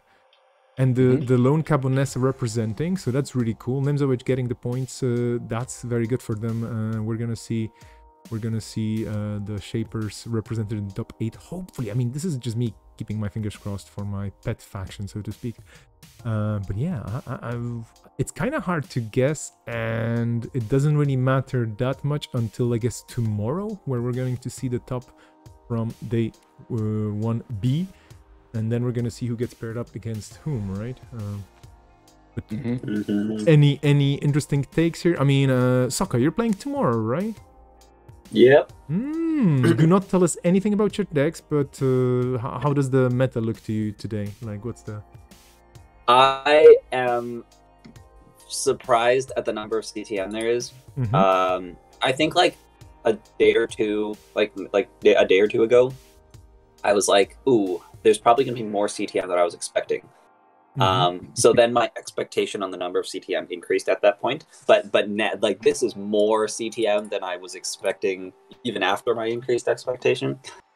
So yeah, it kind of makes me concerned because I could have teched a little bit more against CTM, but at the same time, like it's not a matchup that I was too concerned of to start off with. So it's just like, man, like the chances of me seeing CTM has increased, so maybe I should have maybe I should have like put another slot in my deck for it.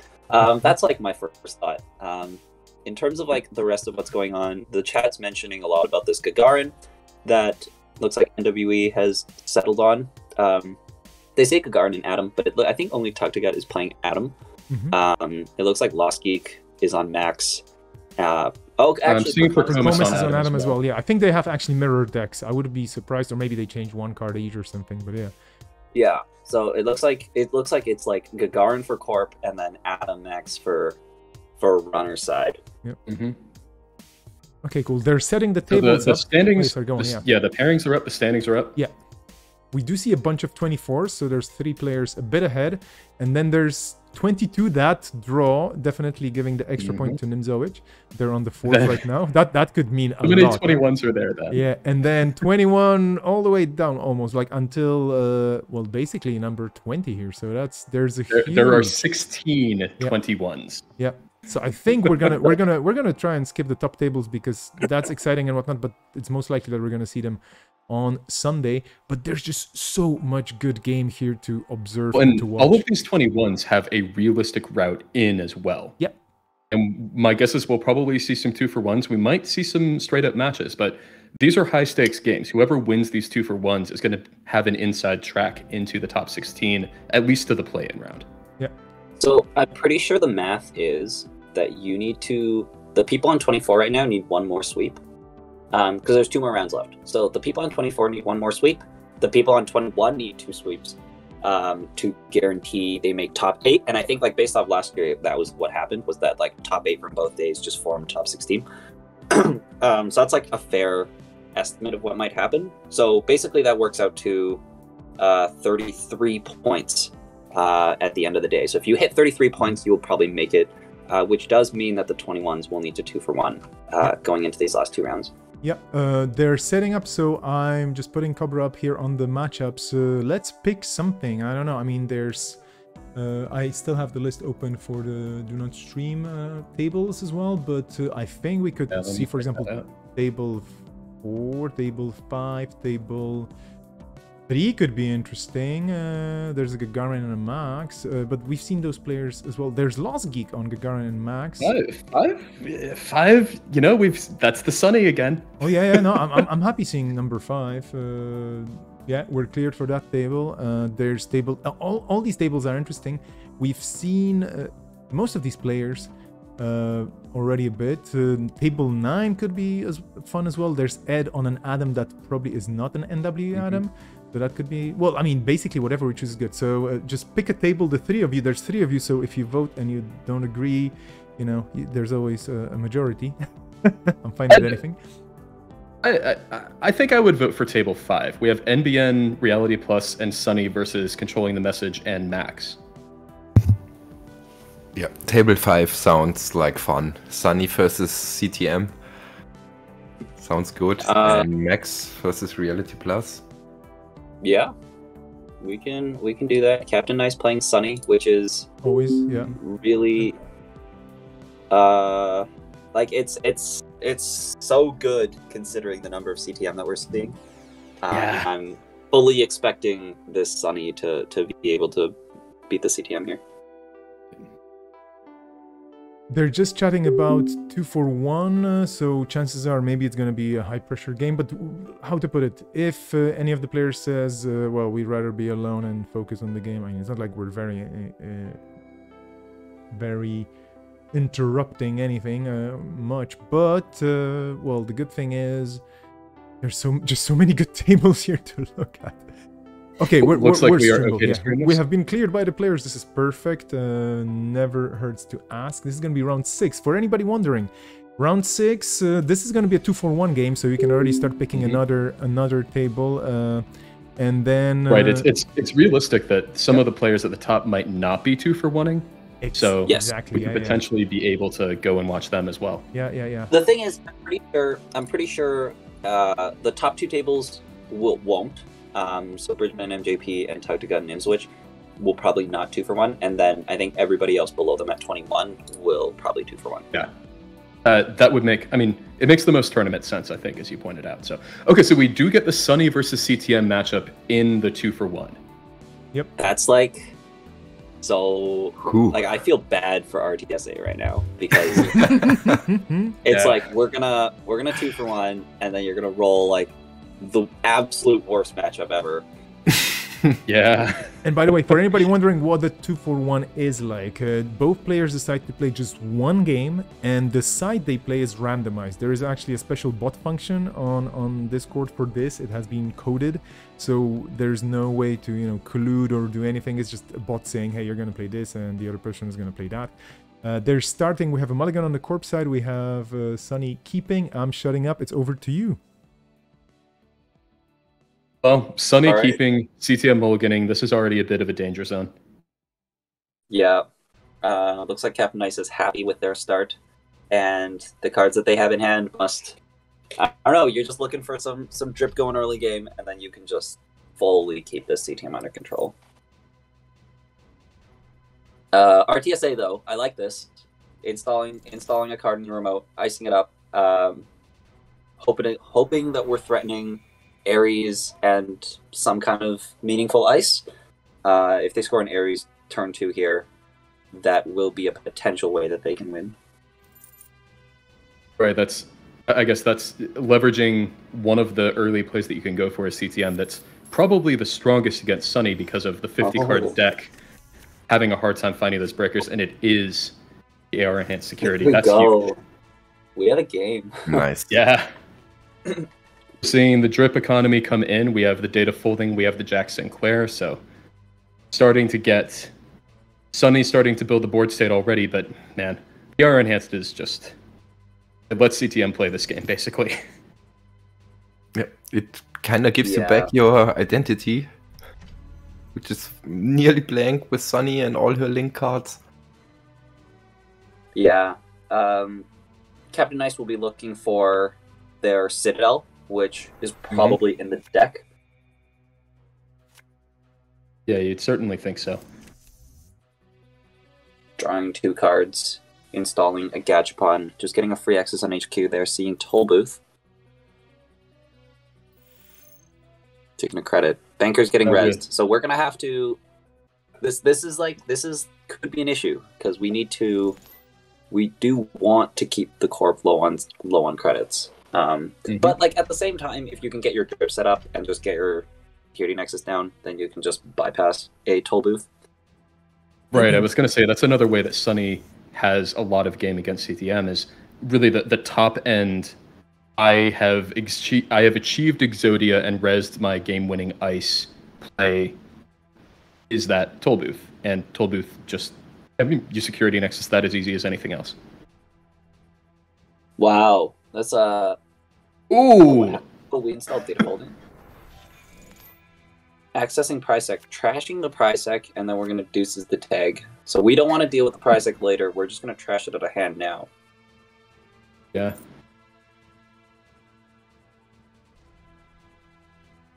Right, Prisec, one of those, it can mess with the math on runs as Sunny, so you want to get rid of that. Yeah, but like, discarding Turning Wheel here. So looks like we're not going for that kind of a plan. Like, we are going to try to keep the CTM. We're going to try to respond to CTM's board, which I like. Yeah. Also, trashing the Amakua. There's an Amakua in the bin as well. Yeah, I think that was trashed quite earlier on. But like, Amakua, it's tough, because if you get like DreamNet, Jack Sinclair, Amakua down, then you can get value out of that, but then most CTMs are on 3 IP blocks. Yeah, in addition, not many, other than HQ, not that many great free servers right now, because server 2, obviously, you've got the MVT to deal with. Bologna. Ooh. Yep. Yeah. Thank you. I'll take those 3 points. I think so. Like, this was going to happen at some point. With no DBS on the board, we're bound to draw some agendas. Looks like we are going to steal and just click for 3. Rashida getting fired. Or so, click like, for 4 because of Jack. Yeah, so this is like, the board is at risk of running away here. Yes. Because we're at 18 credits. We like install 3 cards in new remotes. We got like our Mamba temples and whatever else we have. And Captain Ice is dripping 2 per turn, which is nice, but it might not be able to carry them through. Yeah, and so far RTSA doing a good job of either having or representing good defensive upgrades to throw with all of these assets. Now that is a hard-hitting news coming down, and that is a hard-hitting news giving 4 tags. Oh, wait a second. So we're just trading credits here, I thought, but it looks like Captain Nice is actually not gonna just clear 4. Maybe he has another uses wild. White hat. Okay. White hat. So we're gonna try to like see if we have boom and then shuffle the boom away and then keep the tags. That's interesting. I was expecting to just see clear 4, but like I think they know that the problem with clear 4 is that the corp is gonna get their banker strip, and then we just reset and we just traded some credits, and that's like a really good spot for the corp. Mm-hmm. Yeah, notably though, I mean, if you're CTM and the turn ends with these tags, are these data foldings going? You basically pay for it with the bankers, unless the bankers gets trashed. I'm pretty sure we are gonna do that. Oh, there's another Bologna in hand. Wow, not enough clicks to gain enough money to get it though. But you know what's sitting there in HQ? Oh, dirty laundry. So there is. Oh, love this. We're about to go to 6 points. We're playing the Sunny CTM matchup. Not the way I expected. Same. We're just gonna white hat and steal 2 Bolognas and then go bankers? find another. What's a bankers? I don't know. Oh, so 6 points here. Whew. Solid Marin Cat screaming Mad Dash. That would have been amazing. Wow. Mad Dash would have been incredible. Yeah.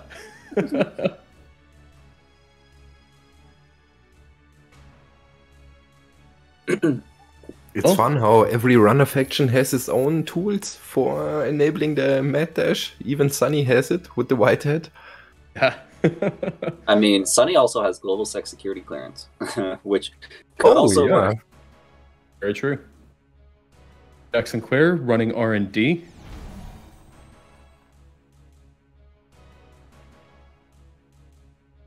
Oh, it is a toll booth.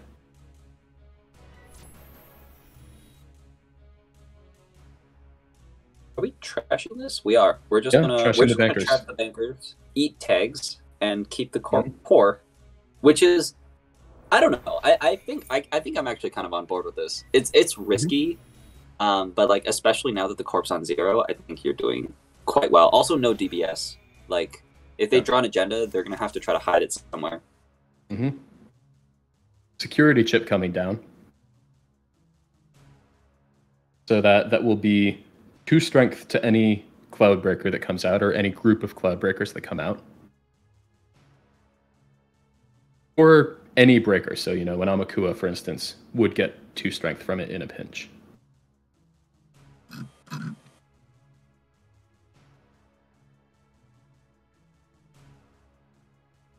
Yeah, let's see what we do here. If RTSA drew an agenda here, they are in trouble. Yeah, not a great time to have it, for sure. Yeah, predictive planogram would be great here, but there's already 2 in 5s. Both players on 0 credits is best net round. Yep. Yeah, this is that's what CTM will tell you that they want. Getting a free run on HQ. No. Spin doctor. Not enough credits to trash it. Yeah, we didn't trigger both data foldings, which is interesting. One triggered before the Jackson Clare. Yeah, but I don't think there's a reason to do that. I don't think there's a reason to do that. Good point. Yeah, but why not trigger both data foldings before the run? Yeah. Yeah. Last turn, Captain Nice triggered 1 before running the toll booth, so that they only had 2 credits and not 3, which was nice. Install a card. So we're installing 2 cards, taking a credit.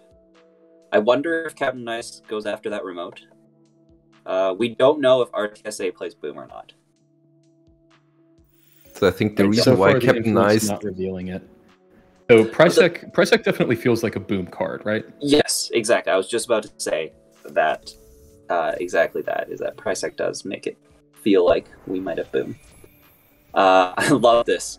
We're installing Turning Wheel and running, but we're tagged. So we're just gonna like install these resources that can get trashed, but we're just acknowledging the fact that the corp has to spend a click and 2 credits to go trash it.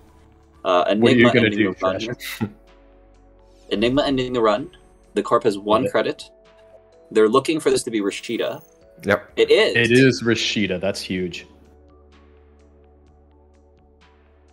Uh-oh. Is there a boom? There's a boom! There's a boom! No, so close, so close. Wow. No way. That was absolutely wild. That is the most atypical Sunny versus CTM I've ever seen. Yeah, over in 10 turns. Yeah. Wow. Wow. Well played from both. I think both took interesting lines, but they made perfect sense given the board state that we saw. But it does end with the boom here.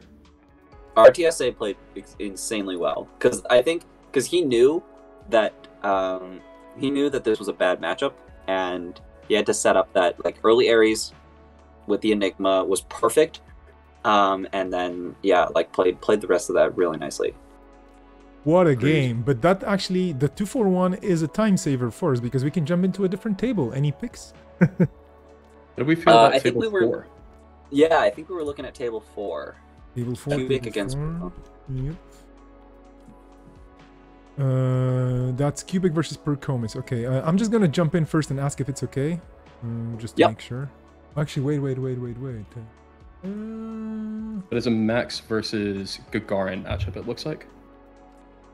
Okay. Oof, this is taking forever to get in, but Doesn't seem to be because of the number of spectators. No, I think sometimes spectators just doesn't show up. yeah. Yeah. Oh, that would, yeah. I could also do it. Okay, we got cleared. Jump into the table we're in. Thanks to both players for letting us spectate Awesome. and stream. And again, Okay. I'm shutting up. Over to you. Everybody in the chat, here's what we're all looking to see is what this NWE Gagarin is. Looks like we're seeing bankers, we're seeing drudge work, we're seeing urban renewals. So we're on some kind of kill Okay. plan. Yep. Seeing Seeing wall to wall as well. Yeah, well, I mean, like, wall to wall is really just a better CSR campaign because if you just use it to draw a card, then it's just a 1-res 3 trash CSR campaign. Yep. Or a better pad if money's more important for you. So, and if it happens to be the first asset that you res on the board and you have a weird start, it's incredible for that one turn. Exactly. Yeah, it's just. Oh, we have a hold on. We have an econ warfare. Yep. I think we're just playing for value. Econ warfare. Yep. Yeah. Yeah, Cubic is doing a good job of staying at a decent credit total. We are at a threat of false lead here though. So hard hitting into false lead is a boom threat. Yeah. It reminds me a lot of the older, what was it called? The Wayland Identity. Take a tag or 2 meat damage? Argus. Argus, yeah. The old false lead Argus decks. Which kinda changed the hard-hitting news math a lot. If you have 2 scored false lead. And It you did. just pump all your money into the hard-hitting news just to land the 4 tags. Or the absolute sickest play that deck had that I ran into is deck on 6 points, install advance GFI, and then skip your turn and win. No clicks for you. Okay, we have an overclock coming out here into server 16. Overseer Matrix is the upgrade. It's pretty gross. Yeah, Overseer Matrix is definitely a card. It was showing up in some Argus decks that some people on House Hippos were playing before. We did try to play that at Continentals to decent results. But like looks like we're trying to include that in Gagarin here. It's interesting because like APOC Max I think is still a really good deck, and this Overseer Matrix is this deck's answer to APOC. I think this is like the only way that this deck protects against APOC, and it kind of relies on that in order to do it. But I think like based off of my understanding and like off my testing with Overseer Matrix against APOC, usually APOC players can power through it. One of the things that I love about Overseer Matrix against APOC in particular is you have those same moments that you had with Hostile Infrastructure, where they run the 3 centrals, you say, hold on, I have an action, and you just see them droop in their seat. Yeah.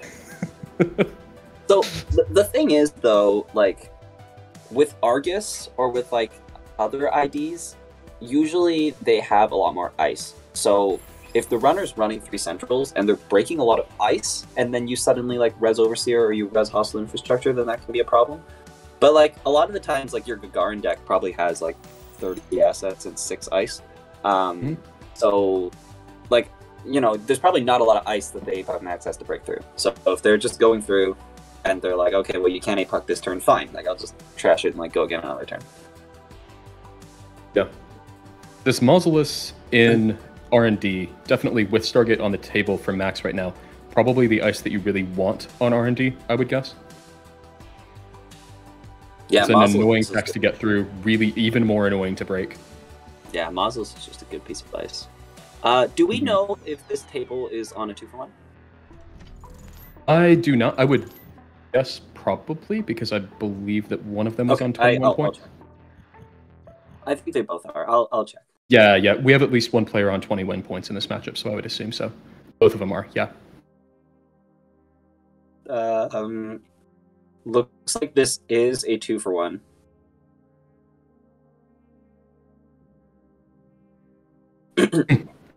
So here we see the reminder coming out from Brcomus. Please take a brief pause between your clicks, because False Lead is a very important card. It's very easy to not realizing the false lead windows, and it can be very awkward if you need your opponent to ask to take back their click because you want to rob them, and yeah. Oh, wow. And we are not seeing it forfeited here. I love this. Oh, Brcomus playing the mind games. Because, okay, so for everybody, this is what happened. We're threatening, if you clear 2 tags, I can boom you, okay? But, like, we're saying, okay, please take a brief pause between your clicks, which I think is, like, you know, it's a very valid, valid request. But what's essentially happened is Brcomus doesn't have the boom in hand. So, essentially, he needs to decide, like, am I going to draw into it with the 2 DVSs? And he decided not to take that risk. So, even though we cleared 2 tags, we're not going to false lead because we're not banking on drawing the boom. And basically what Brcomus wanted Cubic to do that turn was to, like, try to like run R&D or run HQ and, like, try to win the game in 1 turn. Which is, like, you're trying to, like, make the runner go YOLO mode because they think they're going to lose. That's kind of mean. It's a good play, though. Yeah, totally. Looks like we are trashing the turning wheel, which is a big deal here. Yeah, and Stargate trashed as well on that Black Orchestra install to keep the Paladin value.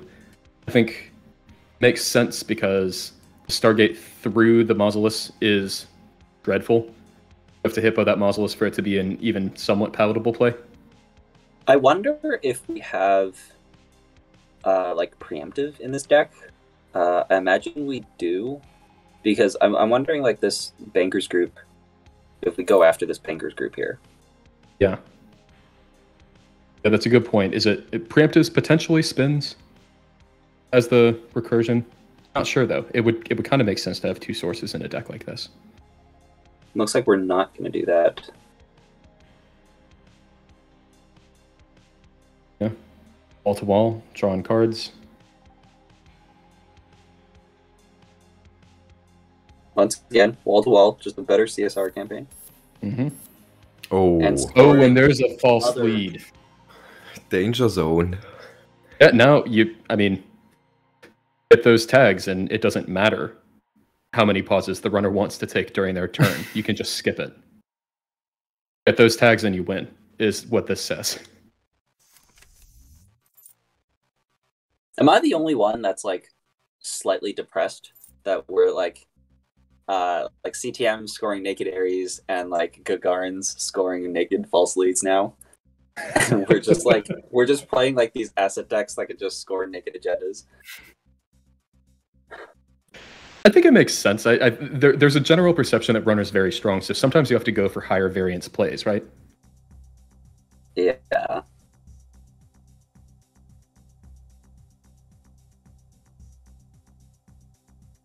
This is just so many cards to look through every single turn. Yeah, you it's can There's keep a up. preemptive. a very good engine that we have set up. I'm seeing two Without- Econ Warfares currently hovered over.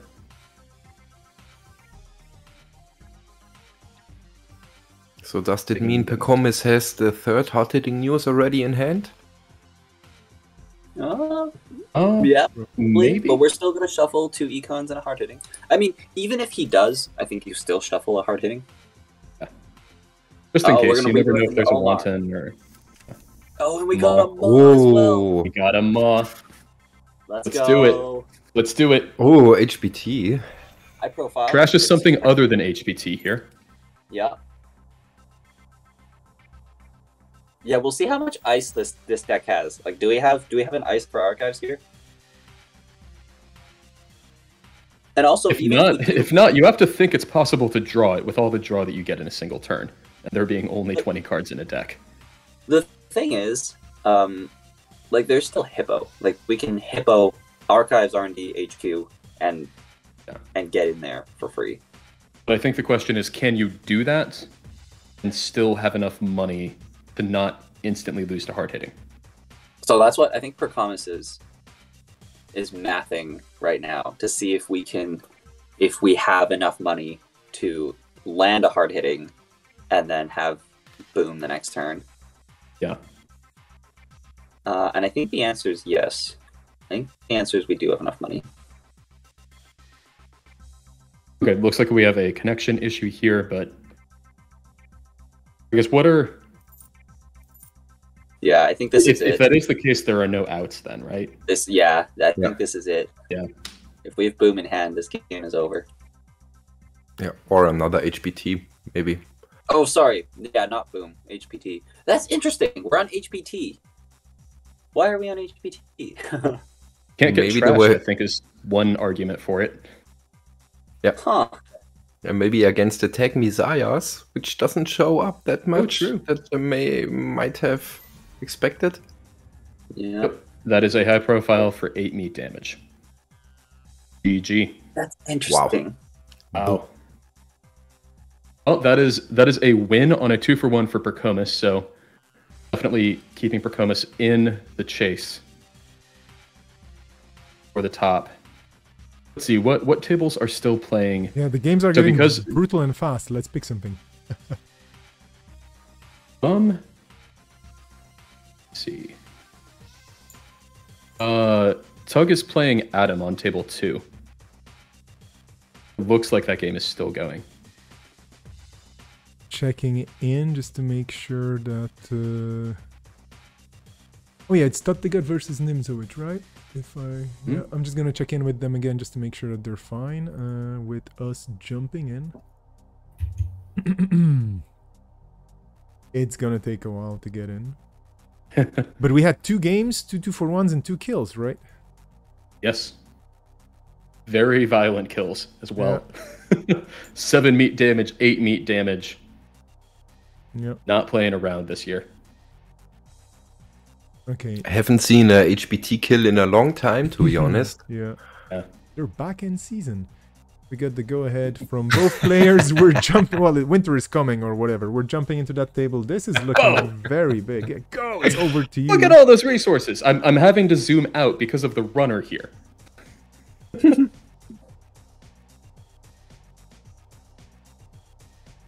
I mean, yep, we're Adam. That's Adam competes with Sunny with number of resources able to install. Mm-hmm. Yeah, getting that start with 3 Wow. definitely makes it easier. Oh, we have an install advance in server 2.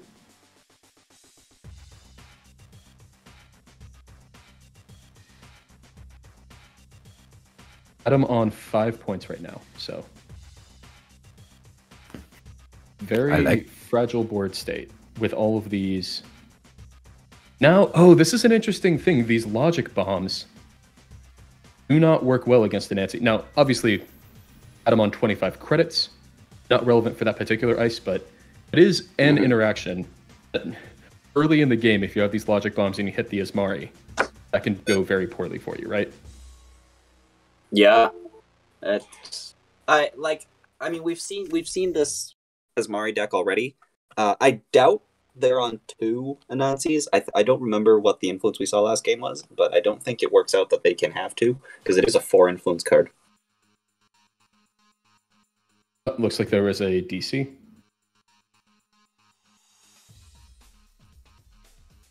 I like Adam's include with the Sports Hopper for the Jinteki matchup and also against the Neurospike. Yeah. That's smart. Right, from what we saw, this was not the Neurospike Asmari, but if it were, that would remove that out effectively. Yeah, you never know. You see Asmari, you have the tag, you install it. If you end up just popping it to draw and it's an expensive diesel, it's not the worst thing in the world. Yeah. Pay free to draw free, that's fine.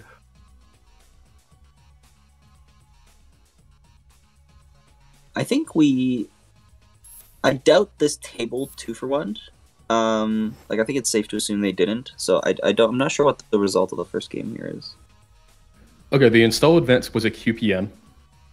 Probably a signal that there's either a Funhouse or a Thoth as one of these 2 unresed ice on server 2, which makes sense. That's where you want them as Asmari. Yeah, totally. Okay, so emergent creativity, trashing Paperclip, MK Ultra, getting Rizeki. Gotta get those green orbs. Some good value. We just saved 6 credits on a 2-credit install. Oh yeah, love that. More importantly, obviously, getting them into the bin where they want to be. Yep.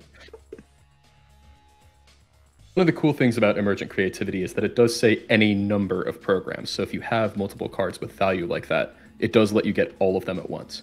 Yeah, you can also do things like trash misdirect, even though it costs 0, just so you can pitch cards so you can get your safety first trigger.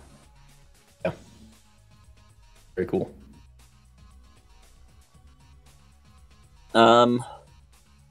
Yeah, it looks like so the corp is actually like this is actually like a good spot for both sides here, I think. Like the runner has I think the runner has a better board, just because they have like all their logic bombs, all their Rizekis going. So it is a problem, but like since the corp has all their ice installed, they just need to have like money to res the ice, and like if you're playing against any type of like never advance or like install single advance, install double advance, like bluffing game, it is this kind of deck that does it the best, because sometimes it can be that QPM where you're just giving the corp a point. But 5-2 here is not a great position to be in. Saving the money here. Trace of 3, only paying 2 thanks to the link from the Sports Hopper. The Sports Hopper. Yep. Gotta love it. Finds a seamless launch, finds a QPM that can actually be stolen. You never want to see that as Asmari. So There's also the server 2 third is not QPM, so the whatever's in QPM. server 2 can't be it. Yeah, run it.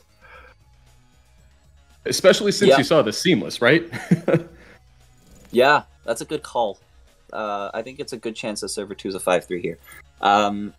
The rest of the agendas that are left are 2 GFIs and a Bologna, so there's only 5-3s left. Choosing not to run, though.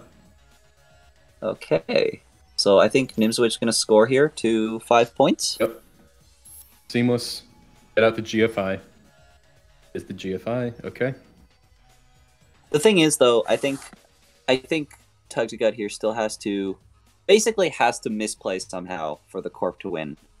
I think there is only one seamless, So install single advance is only a threat if the seamless gets shuffled back. But as I said, like there's now only 2 agendas left. There's one GFI and there's one Bologna. So if the runner makes a mistake here and goes too low on credits, we could see that double public trail EOI. But unless that happens, it's going to be pretty hard for the Corp to win. Yeah. Right, the exact agendas left in the deck being huge here. I guess that's one of the interesting things about being on 44 cards and having the 18 points instead of the 20 is you sometimes end up with a weird mix of agendas to have to score to 7 points, and this is one of those cases. Yeah. Checking that remote. Oh no, not the NGO. There So was, that would be a terrible way to give up some points, right? Well, you couldn't though, unless there's an extra seamless that we don't know about. Yes. Yeah. Just denying the extra 3 credits, I guess.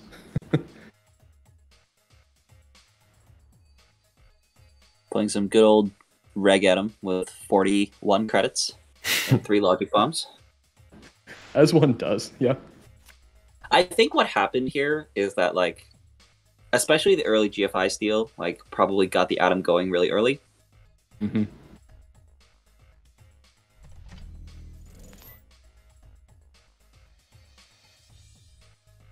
even the political operative for any potential Rashidas.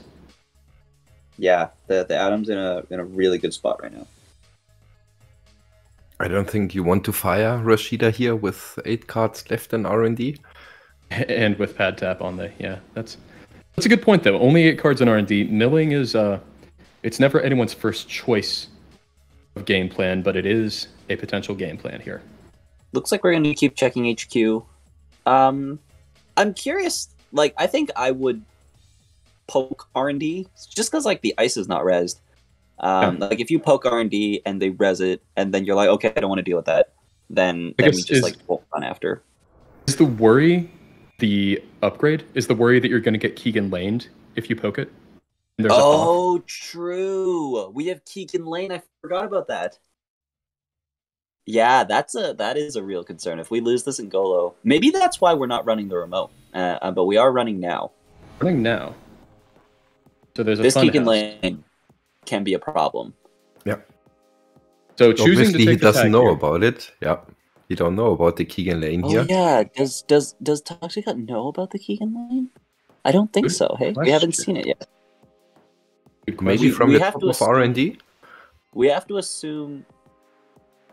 I don't know. How much does Oh, there it Keegan is. lane cost to trash? There it Yep, is. there's a Keegan We're lane. losing the Ngolo. Rip Angola. Okay, so unless there's some And other a trick, tag from Ping. unless there's some other trick, the only way we're breaking code gates this game is with the 3 logic bombs. Yep. Although I there's a don't chance want that, that. I mean, we're probably not on 2 Ngolos. So I Yeah. think the 3 logic bombs is the only way we're breaking code gates. The thing is I guess- though, there is no code gate to be broken. We haven't Right, what we code haven't gates matter? shown. Yeah, we haven't shown an end the run code gate yet. Right, and Funhouse breaking its subroutines is not the reason that Funhouse is good for this Asmari, and the reason it is good is also already all in the score areas. So it might not matter nearly as much that Angola goes away. Interesting though, the MK and the paperclip, I would say almost playing around that Keegan in a way, because you have 2 breaker types that it's okay if they get trashed there. Yeah. Solomir, we know about the Keegan because we saw It is this a last GFI. time. It is a GFI in servers 2. That is the end of the game. An end the run code gate would have done it there though, at least for that turn. Well, no, we would have logic bombed. Oh, true. Yeah, duh. Logic bomb that exists. Yeah. But the thing is, What am I saying? you can't clear tags if you logic bomb, which could be a problem if the card at the bottom of the server is on True. agenda. Yeah, true. Good point. Would create an interesting decision at that point, but wow. Mm-hmm. Yeah, I like the Keegan lane play. I think that's super cool. That's super fun together with the Funhouse, even out of Asmari.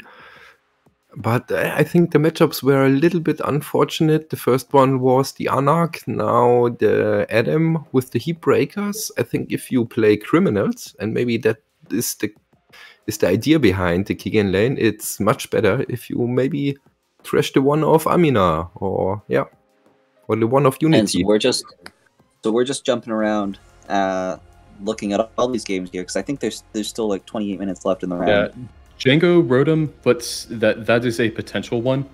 They are at least their table is still up. Yeah, I'm looking at this right now as well. This is table 3. Let me just again scout ahead.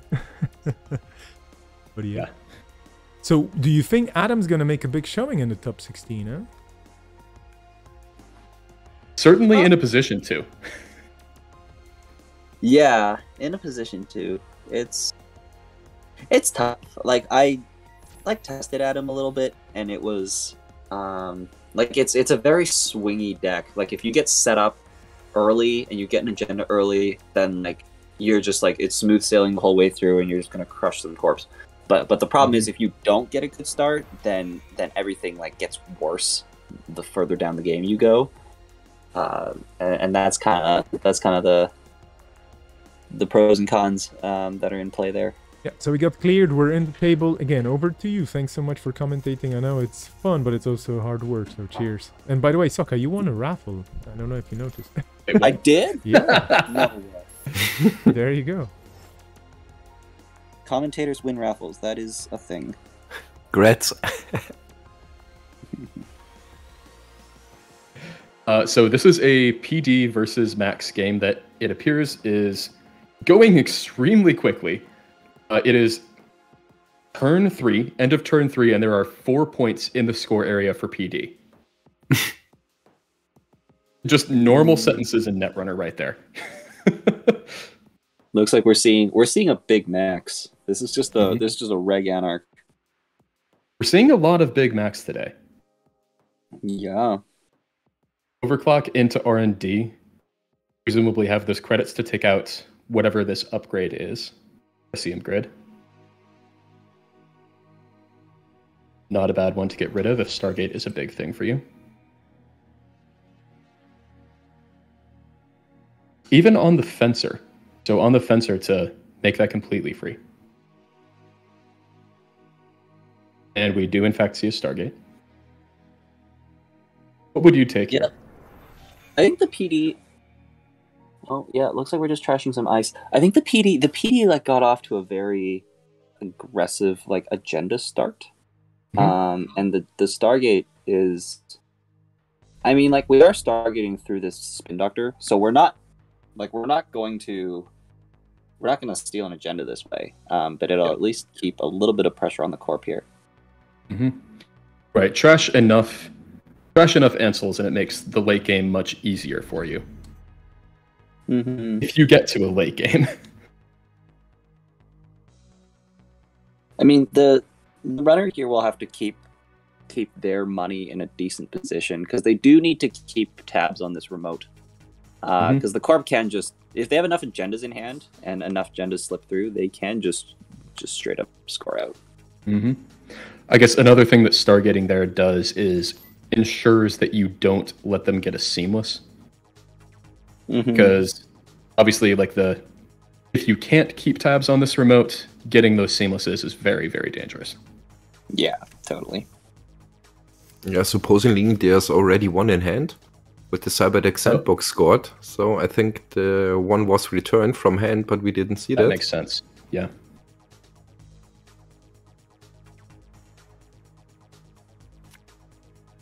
Looks like we're taking the turn to set up here. Just getting Neighbor-Zeki down, getting liberated. Playing the moshing too. So we're gonna be getting some good value out of this Big Max. Big Max is in a good spot against PD, I think, in most cases.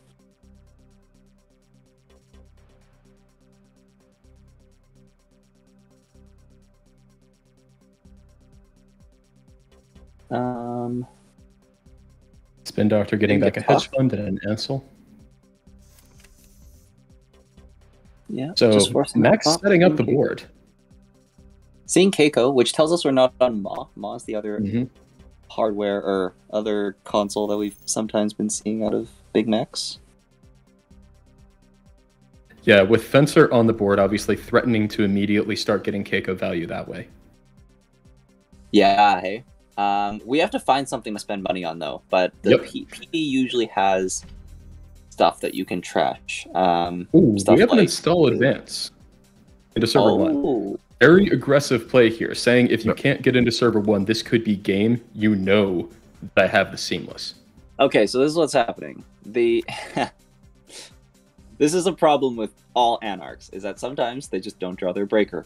And if you look at the heap right now, there's no Black Orchestra. So this could just be Gatekeeper. This could just be Gatekeeper GFI, and we're just going to seamless and win. Yeah, we used to call it Val problems, but I guess if you throw 60 some odd cards into your deck, it can be a problem with any ID, even one that draws fast. Exactly. Yeah, and sure enough, we see desperate drawing, no Black Orchestra is what we're seeing here.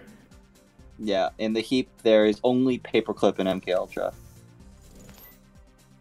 Got a Hippo, got an Overclock. Oh no. And it is in fact the Gatekeeper. There's the Gatekeeper. Oof. Is it Gatekeeper GFI Seamless? I mean, wait, it is. Is there a Seamless? Have we seen a Seamless? There was a Seamless brought back from the Cyberdeck score. Okay, yeah. So there's a Seamless in hand. So that is literally the only reason we would pre-advance. Oh, even over-advancing it. Over-advancing it. Still had all these. Well played by Rotom. What an extremely aggressive start from this PD. Winning on, what turn is this? 7. Turn 7. Yep. Blazingly fast. Turn 7 minutes with 7 points. Wait a second. Does that mean this table didn't 2-for-1? Looks like maybe not. Like, I guess they didn't, because this game only took 7 minutes. So unless they sat around for the last 30 minutes, they must probably played another game. Yeah. Who knows? Maybe they actually sat around. But yeah, well, Fast and Furious. Okay, so there's still plenty of tables to explore. See, are Bridgman and MJP on our list of? Yeah. Yes, Bridgman off. Yep. Oh, that table's off. You're right. Yeah. Yep. What else do we have? Lost Geek and Saja, if they're still playing. Okay, let's see. Yeah, they are. That's table 6. Okay. They are. Let's take a quick look. Again, yeah, let's just confirm. I didn't check the list. Yeah, no worries. I'm just going to check. Where are they again? Not seeing the game is over. They just dropped. Yeah, the game's over. Okay. Fair enough. Oh, we have. Oh, well, that's like table 15. Huh? Deep in the woods, so to speak. But what else is there? Usually the tables at the bottom are the ones that started recently, right? Yes. I believe so. Yes, that's correct. Yeah, there's table 11. There's table... I'm trying to look at the lower digits. Table 11. Table 11 is Hoshiko versus Max. Mm-hmm. We have seen... Have we seen these players? Yeah, we've seen Bookkeeper. And MCG as well. So, I okay. believe they're the top streamable table that's still playing, as far as I can see. That is very true. Let's try and see. I'm just gonna knock on the door, and we'll see if they're. I mean, they should be okay with us. And if they're not, they're gonna tell us to go away, or they shall taunt us a second time. Anyway, getting into the table.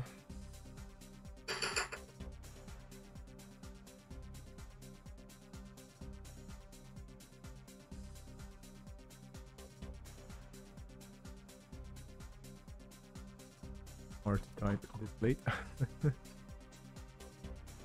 Yeah, I'm really curious as to what happened with Django against Rotom. Like, maybe they didn't 2-for-1 because they thought that their strength of schedule was good enough. Maybe Rotom's is extraordinarily strong. Yeah, maybe Rotom declined a 2-for-1. Because Django is within that 21 pack. I'd expect Django to want 2-for-1, but maybe Rotom declined it. Well, Rotom's in that 21 pack as well, but like Okay, strength of schedule 0.5 higher than anyone else has. we're in. Yeah, that's significant.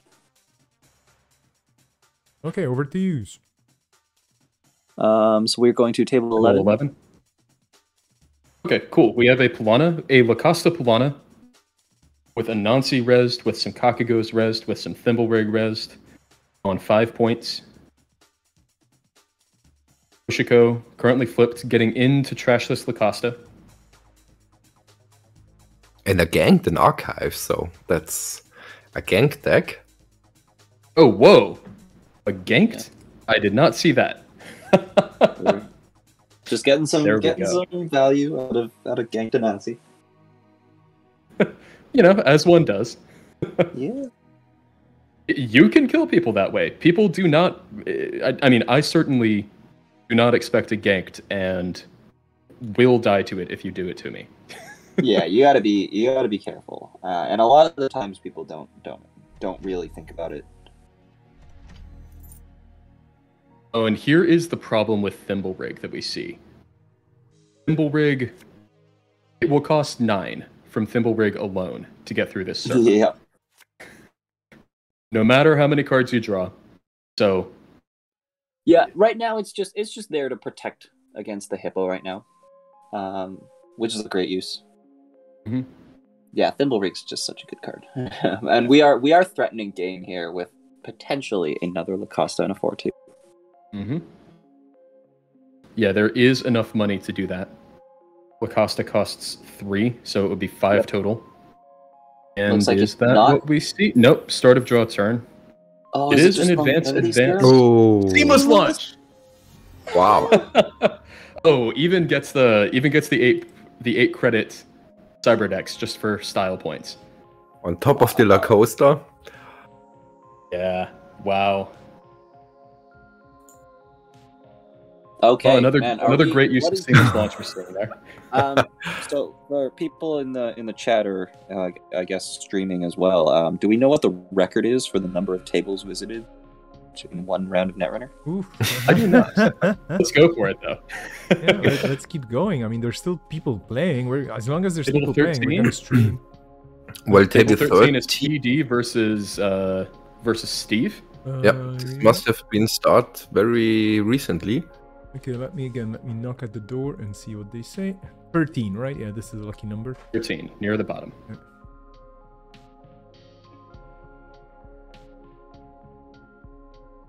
Man, we're definitely approaching that record. I think we're at like 5 or 6 tables now. It's a lot, yeah. I think, this is the whole idea of single-sided Swiss as well. It's just gonna be very cool for streaming. Okay, we got cleared, so please jump in, and I'm gonna swap to your microphones again. All Table right. 13. Table 13, we have PD. We have Steve. Steve has a Begalter down early and a pad tap. PD has again, presumably a Chrysium on HQ and then some ice. yeah, could also be a skunk as well. Yeah, could be. Skunk is a good one to put on HQ. Mhm. The game just started, so we got a lot of. We get to see the whole one this time. Yeah. I like the early Bookhalter install, just to let you face check everything without the fear of hitting a drafter. Yep. Right. Yeah, getting some. See the getting class some- act come down, obviously something you really want that early in the game on turn 2. And this is something that we've been seeing a lot. Is that PD against pad tap? Is that usually the PD has to ignore the pad taps and just let the drip happen, because the PD is not able to take that tempo hit and still stay on top. Well, falsified whips there, but does see an Ooh. agenda and an inside job. The inside job. I have the tag. All right. I love it. Give me the sandbox.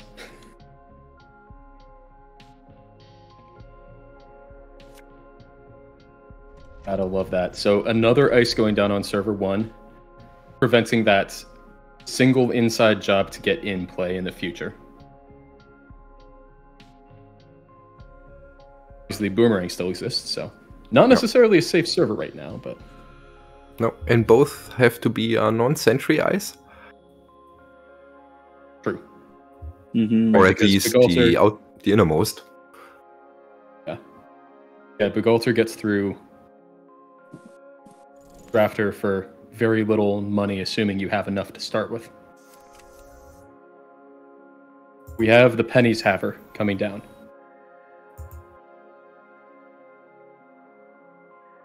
Let's see what some of the size is on server 1.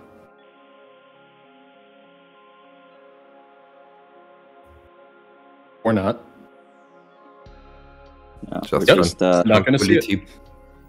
we're seeing a it's a spin doctor. Okay. So this will give a credit for the Pennies Haver. 1 penny has been had.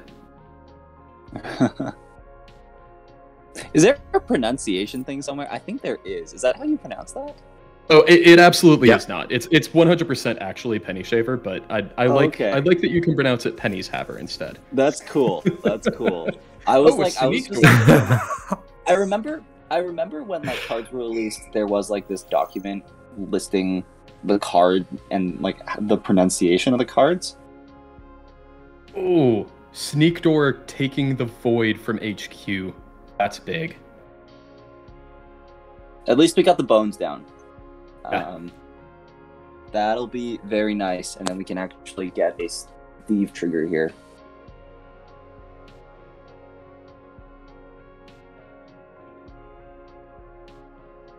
Yeah, Sneak Door is so good with Steve. It's so good. Most people seem to be forgotten about Sneak Door and rather play their safe Resekis. But in a case Yeah. like this, yeah, it's very good. Rashida getting a trigger though is really good for the corp here, and this is a window.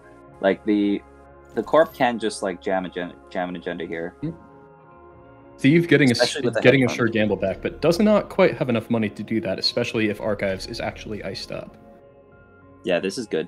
Like putting if this is an agenda in the remote, Ice on Archives hedge fund is exactly what the corp wanted to do. Mm-hmm. We know that the Seamless is in hand. That was accessed off of Sneak Door, so could start chaining out 4-2s potentially. I wonder if we're gonna. Oh, we're probably just gonna gamble. Yeah. No, So I don't know. This is a stylistic question, but do you use the runner basic action card to gain 1, or do you click Penny Shaver with 0 credits to gain 1? I click it with 0 credit. Always, yeah. Yeah, you always click it with 0. Now, that said, this is just a triple advance luminal transubstantiation. So, threatening another score in server 1 and a hedge fund to keep up on money. So, these last couple turns for PD have been quite good. Cool. Yeah, we'll need to see how Steve wants to deal with this, because I think it depends on what's in hand and like how like what's in your deck if you want to draw and like try to set up.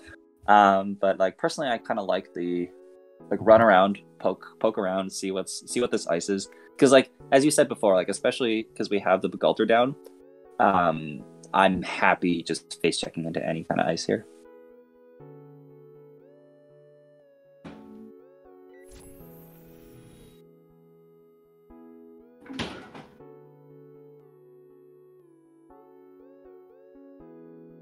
Of course, once you get a bit later into the turn... Wait, We have a what? Bran Res on the remote. Wait, what just happened? Was a run made? Am I Yes. the only one? Yeah, you might not be scrolled down, or I don't know, maybe try refreshing. I'm Interesting, seeing I'm looking forward. runner drew once and now just a regular run on the remote. Okay. That's interesting. I've never seen that glitch before. On my screen, they drew a card and then encountered Braun. Very powerful card that they drew. Runner draws ganked.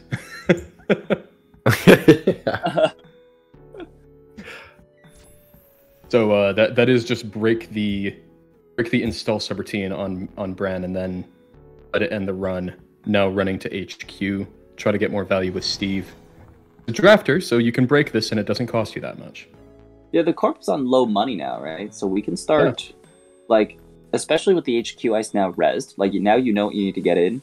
Let's start chaining some doofs, and that'll be a good way back into this. Yeah, so offering up the deuces and the deuces. So getting a deuces wild off of that. Presumably trying to draw for those diversions, as you just said. Oh, but that is a seamless. And that is a GFI. Seamless advance. So that's not the agenda PD wants to score, I suppose, the GFI. Doesn't give you enough tempo. But it's does. True. Adding hedge fund, not seamless. So 2 seamless in the bin, not retrieved. I think that really tells us that there's another seamless in hand. Because I think in this situation, you kind of like have to have another seamless because you need to score that last 2 points. Yeah.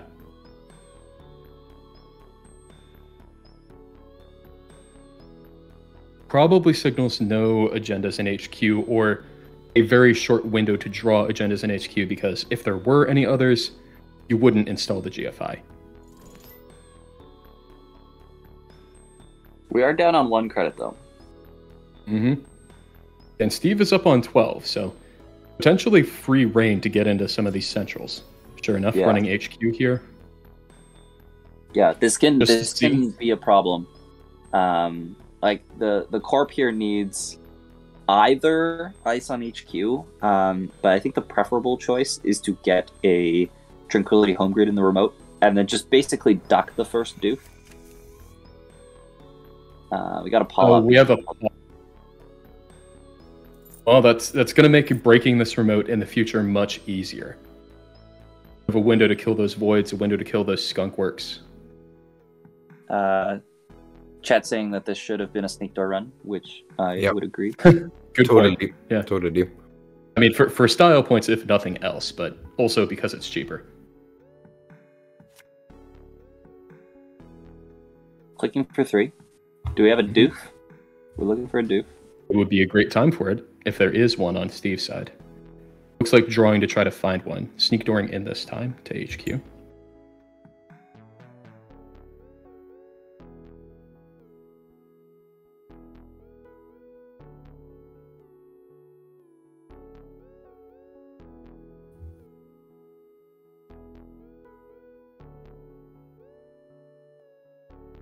Pondering this decision on what to get back with Steve, so getting deuces, removing falsified.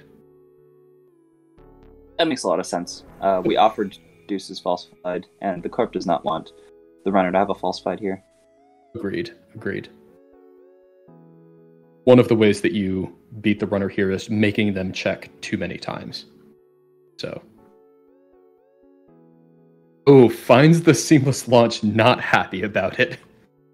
Also, I totally agree with the chat here that it should be a passport. It totally does look like a passport. Yeah. The sneak door.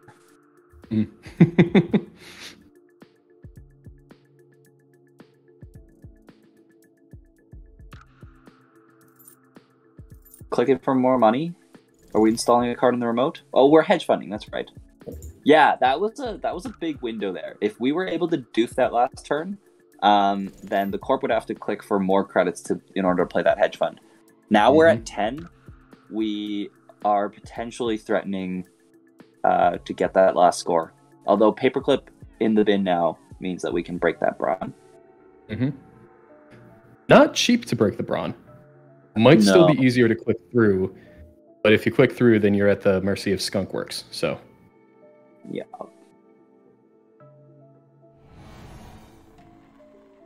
There is a drafter on R&D. So, PD going down to 7 credits to res this drafter. I like it. Make these R&D runs a little more expensive. Just getting a single, forcing a ice res. I doubt we're going to run R&D again. Oh, here's a diversion. Yep. That's big. Ooh. I just lost some Bagalter value because we have to break 2 sentries in 1 turn. You hate to see it, you know? Yeah. Having to actually pay the full amount with Bagalter is... Ugh. Honestly, if it was... I would have been tempted to just Sneak Door instead of doofing. And just doofing. Just to get the value next turn? Yeah. Although it's probably wrong, because if they put another ice on HQ, then it yeah, that's fair. So getting this Deuces Wild back once again, how many times has this Deuces Wild been played? It's amazing. Well, I mean, it is the worst card every time. So it's worse than the Falsified, it's worse than the Diesel. Oh, it's worse every time, but it is always, you know, you're still getting solid value off of it every time. And yeah. Steve's giving you that. Yeah. We have a green orb come down. This is very late in the game for that green orb. You want to see it much earlier. Like, I think the runner is able to just keep the corp in check and like run things and like drag the game out. I think that's why the Rozeki is getting installed. Yeah. The corp here making a great play, I think. Clicking for 2 credits, icing HQ. We're not going to click to 5, because if you click to 5, you can get doofed down to 0. So getting that ice on HQ is nice. With enough money to res it if it is a gatekeeper or such. So we're probably bravadoing. Oh, seeing an not oops. bravado.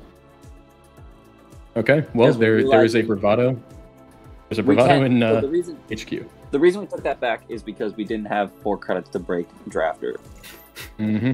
Yep, that'll do it. Oh, we're going R&D though. Huh. I think I would have ran HQ there.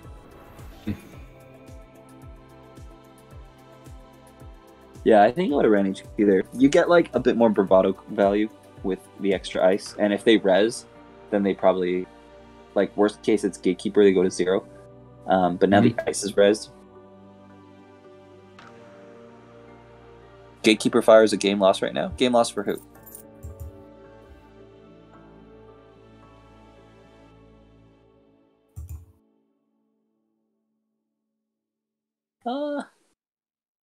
Really? Gatekeeper res on HQ. They draw 3, shuffle agendas away, and they go to 0 credits. I think as Steve, I'd be very happy with that. Like, cause now, like they're just back at the situation before, where like except HQ costs 4, you still have 2 more doofs in play. Well, we have the Gatekeeper like, now. The sandbox. So Unity is at 2 strength or 2 additional strength, correct? Or sorry, no, it's rather it's 1 for plus 2 strength, I should say.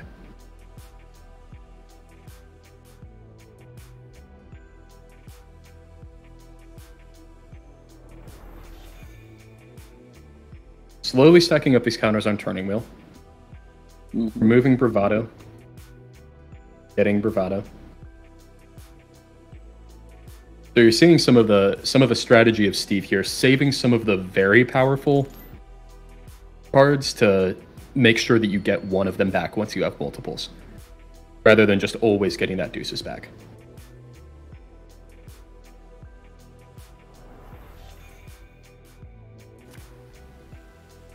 So 3 counters on turning wheel here.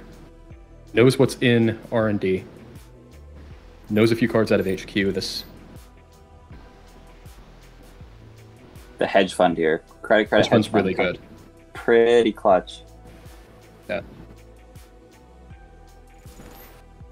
The doof comes. But here's a diversion firing right back.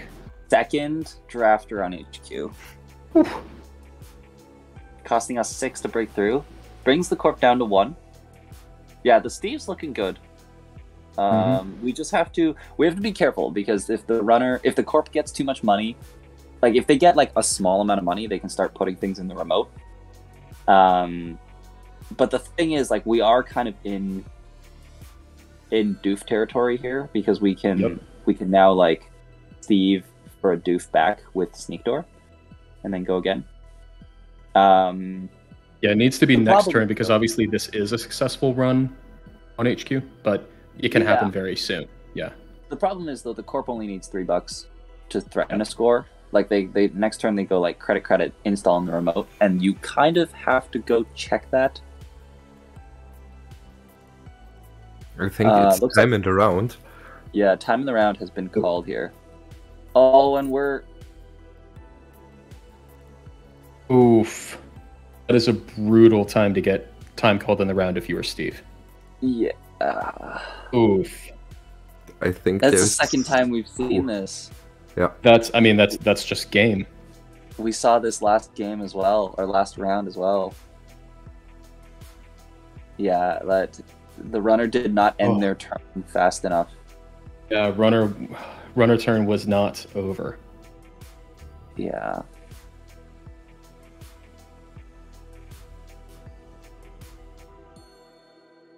So is the corpse turn and then it's game over? Yeah, I think so.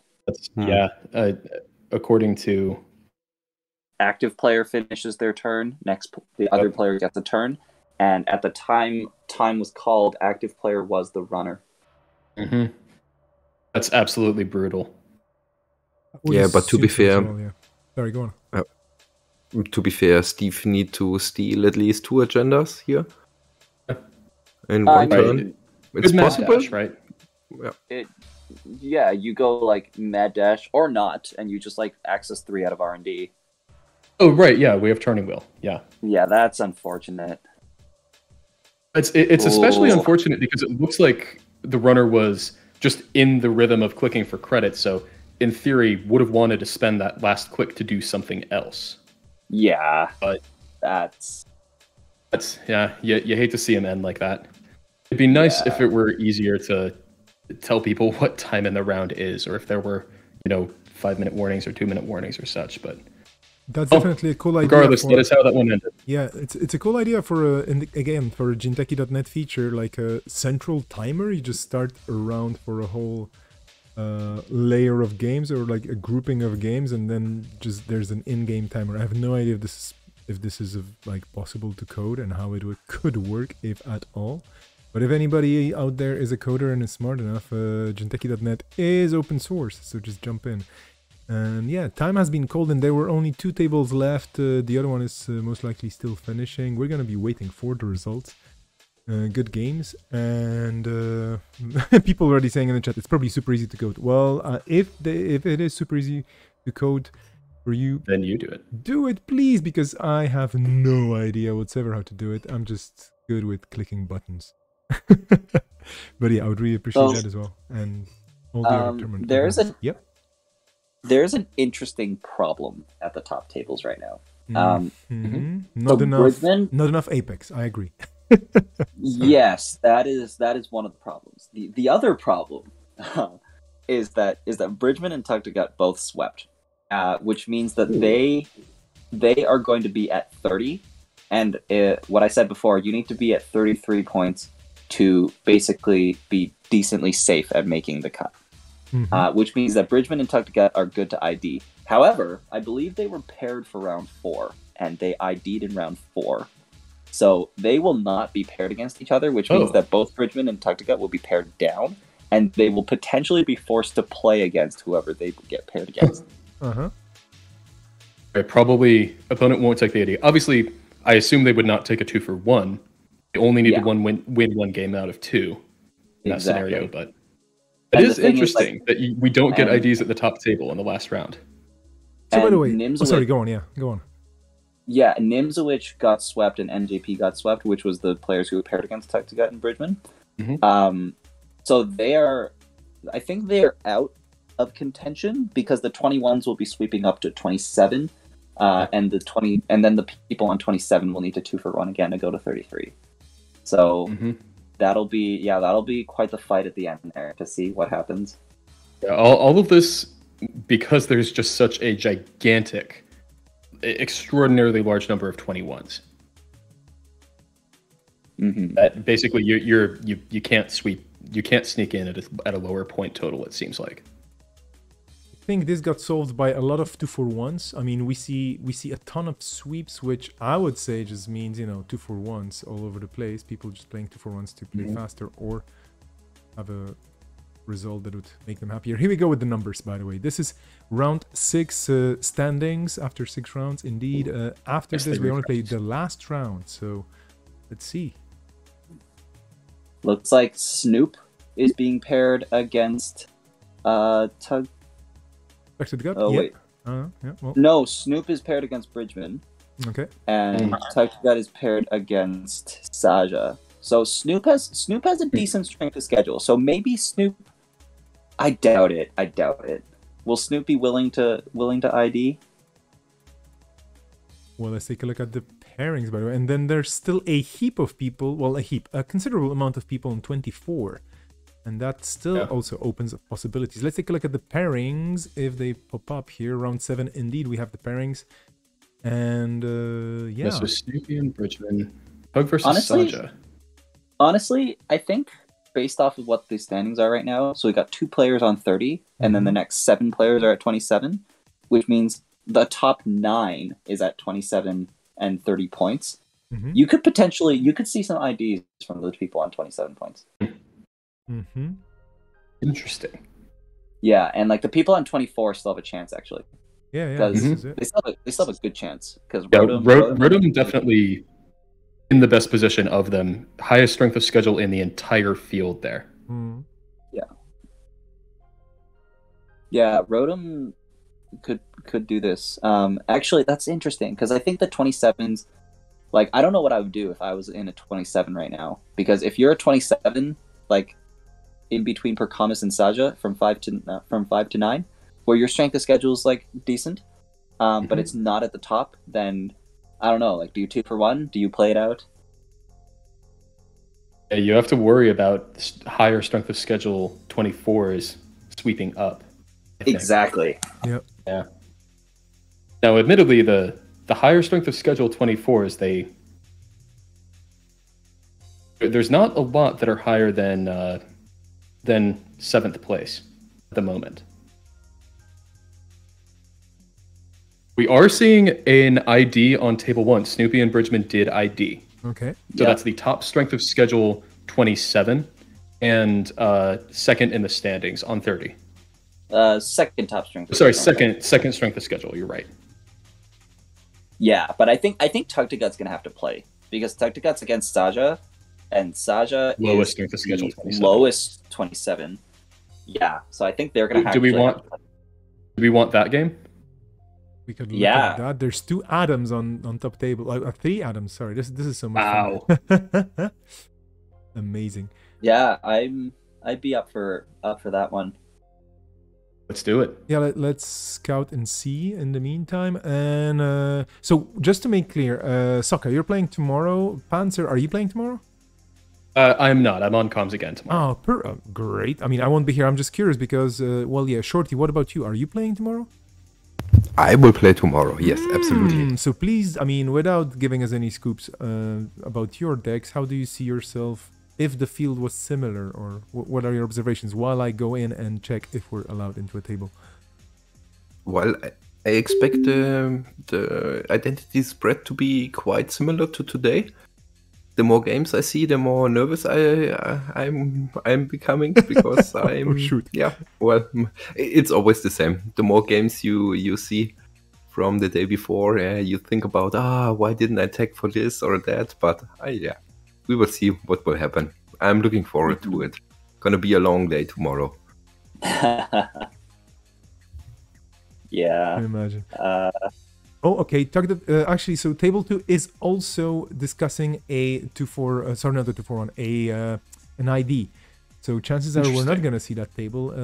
This is like that surprises me that there's legitimate discussion on both sides there, because obviously Tug really wants that ID. I think. Yeah, I think Saja doesn't. I mean, well, this is up to the players to decide. If we wouldn't get that table, there's table 3 that we could do. There's table 4. I don't think we've seen Melig, and I don't think we've seen a full game with Beer. I'm just gonna check again my list. Yeah, so, that would be cool. The discussion here is that I believe there are tiebreaker rounds. So it is going to depend heavily on what the other 27s do, and also what happens tomorrow. Because the problem right now is that Saja could take the ID and go to 30. And if there are enough players if there isn't enough players at more than 30 points to make a top 16, then we're going to have a certain number of tiebreaker rounds. Yeah. And the question is, are you going to be in contention for those tiebreaker rounds? I think if I was in Sajo's position, I would not take that risk, and I would play. Because it is quite a risk, because we are on the lowest 27 strength of schedule. So, do we have a top 16 or do we have a top 8 today? We have a top 16 from both days. On Sunday, so yeah. they combine into a top 16. They basically become a Voltron, and there's 16 players that are best among the 2 days, right? That's the way it works. Exactly. Yeah. So if table 2 does not play, how do we feel about table 4? Table 4 looks like a good option. I'm just gonna take a look there. Both of them really need to. Both of them probably need to win a 2-for-1 in this round, based on strength of schedule. I'm just gonna jump. Looks like they are. Looks like they are 2-for-1ing. Okay. Yeah, let's see if table 2 IDs or not. But if they don't, I would vote for table 4. Yeah, next. I'm already on table 4 and asking. So. Awesome. Okay, they're up for that, or they're down to that, or they're basically ready for us, so we're going into table 4 then. Awesome. Just an update for everybody else. Percamus and RTSA, who are the other 24-point table, is also 2-for-1ing. So it looks like all 27-point tables are 2-for-1ing, except for the ones that involve Bridgman and Tugtagut. And then I believe Simply the Onion and Rotom is the other pairing, where Rotom is on the lower point bracket, and Simply the Onion is on the 27. And I think I would expect them to 2-for-1. Yes, they are. Yes, they are. They are 2-for-1. So this is the 2-for-1 is going to be a CTM versus Hoshiko matchup. Yep. And should be interesting. Yeah, over to you then. Let's do this. Okay. I'm still in the early game formalities. Sorry, what table are we on? Table 4. It should be near the bottom of the list. Okay. We have an install start from CTM. Strong start for them. Classic opening.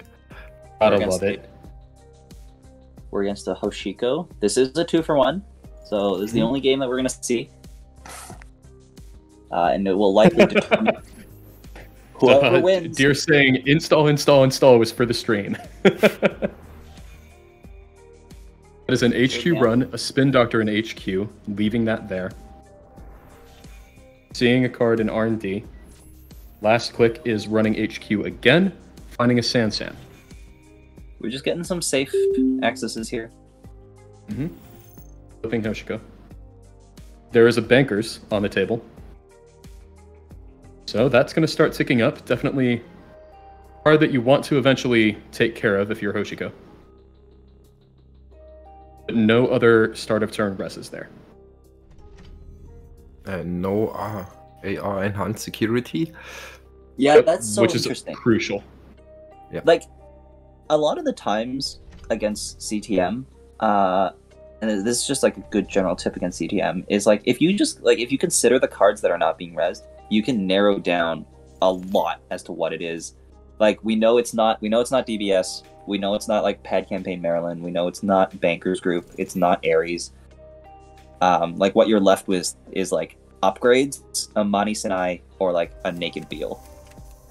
And one of them it looks like is probably an upgrade, potentially an MVT, potentially a Prisec. The other's a Regolith. Oh, Regolith. Interesting. Yeah, so Regolith take 9. Turn.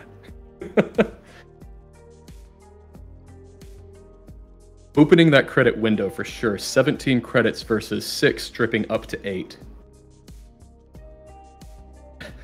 Yeah. Runner pointing out that is a lot of cash already. And I agree. I think Regolith is kinda interesting in CTM, even if you just install and click it twice. Is it even worth trashing as a runner on top of the CTM trace? Or it depends on their money situation. It depends on their money situation. Like, personally, I think like Regolith can be good in certain situations, but like honestly, like it is quite click intensive. Ooh, there's a hard hitting in HQ.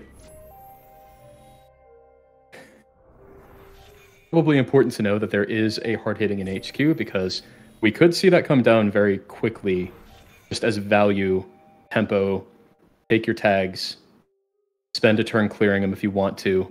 You probably do want to, given all of the resources on the board right now, but would not be shocked to see that hard hitting come out this turn. Yeah. There it is. There it is. And like especially because you can click up for 3 with the regolith. That's so good. Yeah, you have regolith money, and you also have bankers dripping in. So just playing those hard hittings and trading credits is something runners need to watch out for, at least. It's a fantastic tempo play here, because you get an extra free turn of bankers that way. Yeah, exactly. So server 2 is the Sansan we seen from HQ on top of our Mumbled Virtual Tour? Maybe. Easily could be, for sure. And certainly with this regolith clicked off, in position to potentially res that in the near future and start scoring out of hand. Scoring an Ares out of hand would be amazing, for instance. I wonder what's in this remote here. Like, is this just like Sansan MVT? Yeah, I think that's the running theory. That's the running theory at this point. Yeah. And Bankers is still ticking in 20 credits. That is such a high. Like this is a very strong start for CTM. Yeah. But the runner is keeping up with the money. Yeah, starting to running a regolith, leaving it. But I mean, 20 credits. What's a couple more? Running a Keiko. It's a dangerous line of thinking, but it's I know it is. So if server 5 is the regulars we seen out of HQ, what is server 6? DBS, maybe? DBS would be great from CTM's perspective. Looks like it is not given. No. Don't see it rezzed. Maybe another Spin Doctor? Yeah, seems like it. Popping a Spin Doctor, getting back the regolith and the hard hitting. Sure enough, it is another Spin Doctor. And it is the Sansan in server 2, just like you were saying. What agenda is this? Is it the Ares? It is the Beal. It's a Beal. You're still happy, you're happy I to think. score those. Yep. Especially Now if you the runner end the is turn, forced. man. What a strong economic start from CTM, because rezzed Sansan, scored a 3-2 out of hand, still on 15 credits at the end of the turn. I wonder how many Bolognas we have in hand. Because there could be if you had a good hand of like ice and assets, instead of trying to like juggle the Spin Doctor to try to like score an agenda off of the Sansan, you probably would have just installed your assets and ice. Agreed. So I'm like, it makes me wonder if there's agendas that we can't score off Sansan in hand right now. Looks like we're contesting it. Nope, no res here on the remote.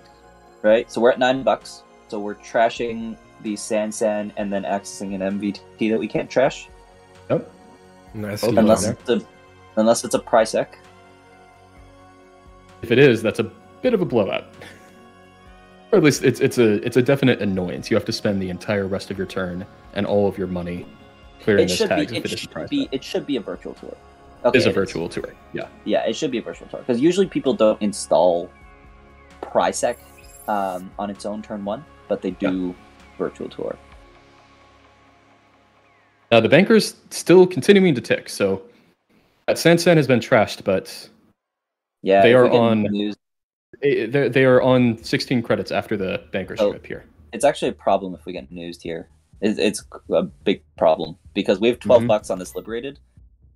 Drawing for the news, it looks like. Yeah, if we get newsed here, we have to choose between like respecting Boom or like getting the value off of the resources that we have installed. Tough decision for sure. Let's see if we found it though. Oh, Rezzing regolith, taking 3 off regolith. and And we installing don't a new have remote. the So news. news will have to wait for another day. Potentially juicy regolith with 12 credits left on it. Obviously, CTM on 17 credits right now, but clearing off the bankers and the regolith could potentially go. Oh, it won't happen this turn though. Just clearing the 12 credits off of liberated. I would have slammed HQ this turn. I think. Because you could have done something like bounce, like run HQ, jack out, and then run again, and then you access 3, and then with 5 credits, you can steal Bologna. It's risky, Ooh. but like basically you can spend money to try to duck the MVT that's in HQ right now. Yeah, and as we're seeing, whatever was in HQ, there's a decent chance that it is in server 2 right now. Yeah, install in there, double ice. Certainly have enough money to pay for the ice right now. And Yeah. potentially threaten an HHN afterwards, depending on exactly how much it costs the render to get in. And that MVT sitting in there is still threatening. Yep. Which is, like, that's a problem. Like, you can, like, ducking MVT once is great, but it's not going anywhere. Yep. You will eventually have to deal with it again. Yeah, that was a tough turnaround from a horizontal play only into suddenly threaten a remote score. That's what happens when CTM gets their money.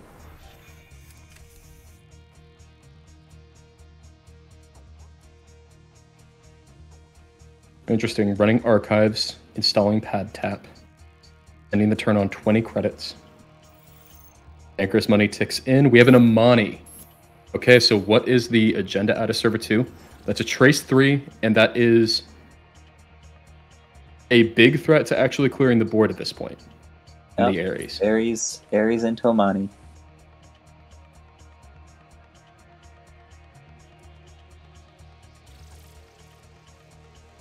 Wow, we're gonna boost this trace.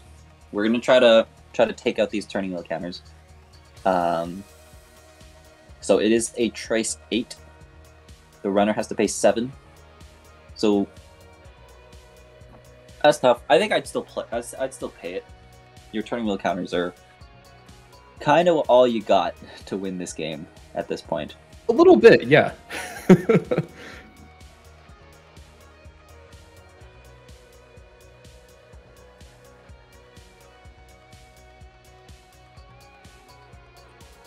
Again, Oh. like with no DBS, like there could just be agendas sitting in HQ, sitting in R&D right now that you can just go get. But that MBT on HQ, probably MBT on HQ, will trigger CTM and Ares. Yeah, dissuading that run on HQ so effectively. Honestly, just no servers. It seems like Hoshiko's not interested in running any of these servers right now because there's so much threat on the CTM side. I was wondering this turn if we were going to see an install double advance, but looks like we're just going to put a card in there. We have another threatening another agenda that is a 3 advancement agenda. Mm-hmm. That would take the corp to 5 potentially, or to 4 with double Ares, which is pretty gross. Okay, so running into HQ. Finds a predictive planogram and a Prisec. Prisec. You're not compelled to trash Prisec. Ooh, Does trash wanna it. end up tagged? No. Do you? You will end up tagged because of the AR enhanced. And Yep. it looks like we'll end up double tagged. You're gonna end up. Oh no, with paying 2 4 tags. into the link. Yeah, you're gonna have with 2 tags and a CTM trigger. Oh, gross. Oh right, because of the Prisec tag. Duh. Yeah. Yeah. That's Yeah, and it's a bit of a bitter pill to swallow there. Also, it's like, yeah, it hit the paw out, but yeah. Ooh. Okay, And we there's got another deal. That's 5 points. Yeah, this is And an running Amani away. Trace. Oof. Amani is so annoying. Wow. Yeah. Yeah, it is a super annoying card. And it is a strength 9 trace. Always is pumping so up those punishing. numbers. Yeah. Yep. We got money coming in. Like, you might as well boost it. Yeah. I mean, gonna you can pay it. bounce the Liberated if you want to. Yeah, I think the 4 Or the turning turn encounters wheel, is or- yeah. what we're looking at. So getting all of the money off that liberated. Still, this I like is this. Money up. this is a risky place to be as Hoshiko. Installing DreamNet 2. Oh, it only costs 1. Oh yeah, yeah. It's risky, but like the corp needs to find a 3-2.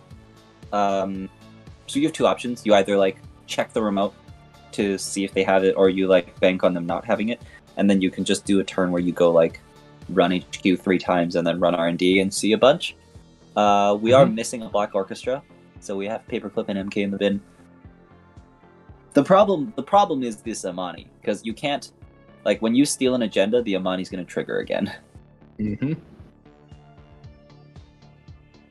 Yeah, so you have to be pretty all in on that turn, and honestly, hitting an agenda in HQ probably, while you're charging up turning wheel, probably one of the worst outcomes that can happen, because then they can throw a bunch of money into the turning wheel trace. Oh, that is an install in server 2. Threatening the score to win here if it is the 3rd Beal.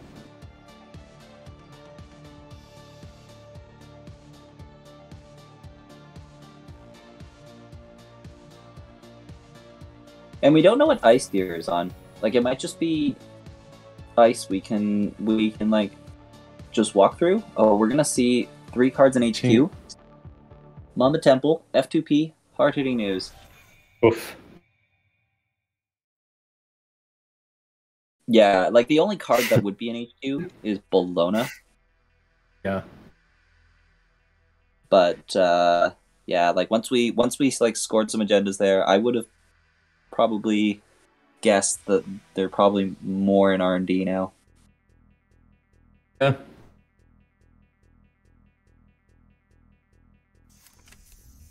Stargate comes down. That's potentially the reason. Already thinking, I have a plan for R&D. We are gonna. Booth is gonna get in the way of that, though. Supposedly the biggest ice in the deck. This was clearly a tall boo. Worst part of this is, for Hoshiko, not enough clicks left to run and trash these money assets now that the corp is low because of that Ares tag. Mm-hmm.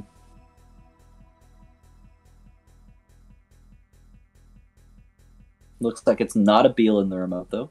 Or tomorrow's headline. Yeah, you'd have to think that's an instant score if it is. Yeah. Also, not another Ares. I think you would also score another advanced security here with the Stargate on the Yeah, table. you absolutely would. Then Maybe any it's a one Sansa. pointer is game. Could be. Very well could be. Leave that cooking in there, and then you just need the agenda to win. Yeah, I think the CTM was a little bit suffering by not finding a DBS earlier on. Same for the runner, which was not finding the pet tabs, which would help a lot here with the commercial bankers group ticking up for so many turns now. I think that's like 10 turns with 30 credits. Well, that is install, Regolith from CTM. Oh, we got the hippo. Okay. Ooh, okay. We're gonna Okay, the boomerang hippo. this R&D. And the boomerang! Nice. Here we go. So the thing is though, so we're gonna have to pay for the CTM trace and clear a tag off the Ares. Mm-hmm. But with 2 spin doctors removed from the game, there's only 1 spin doctor left. So you could bank on that not being here.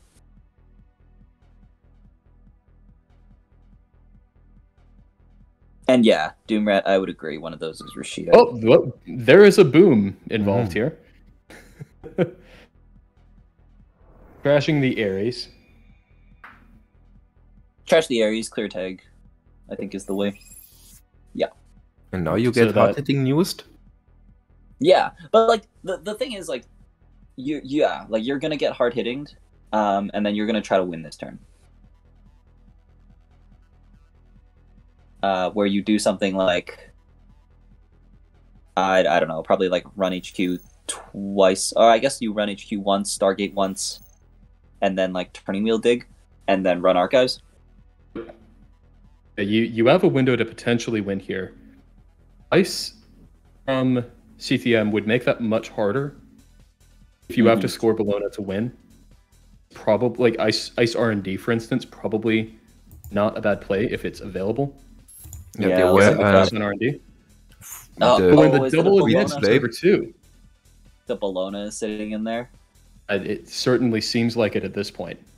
Yeah, there was a. I like I was saying this before. Like I totally expected a Bologna to be an HQ on those turns. hmm But no, it was just cooking in server 2, just stewing there, gently marinating. Yeah, this definitely a turn to think here for Hoshiko. I've got to think this is certainly a strong signal that this is the last turn of the game, and it could be a tough one.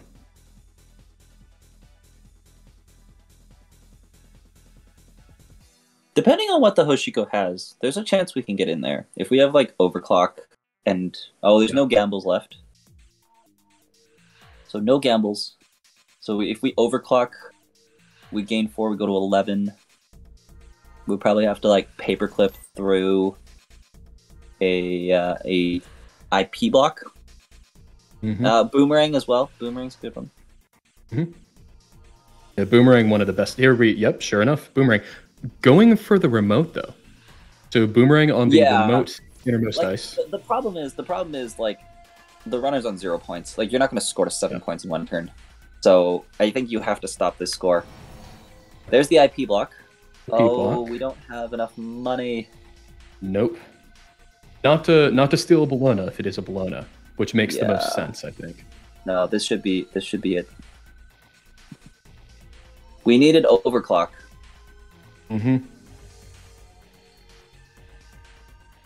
Overclock would have done it, yeah.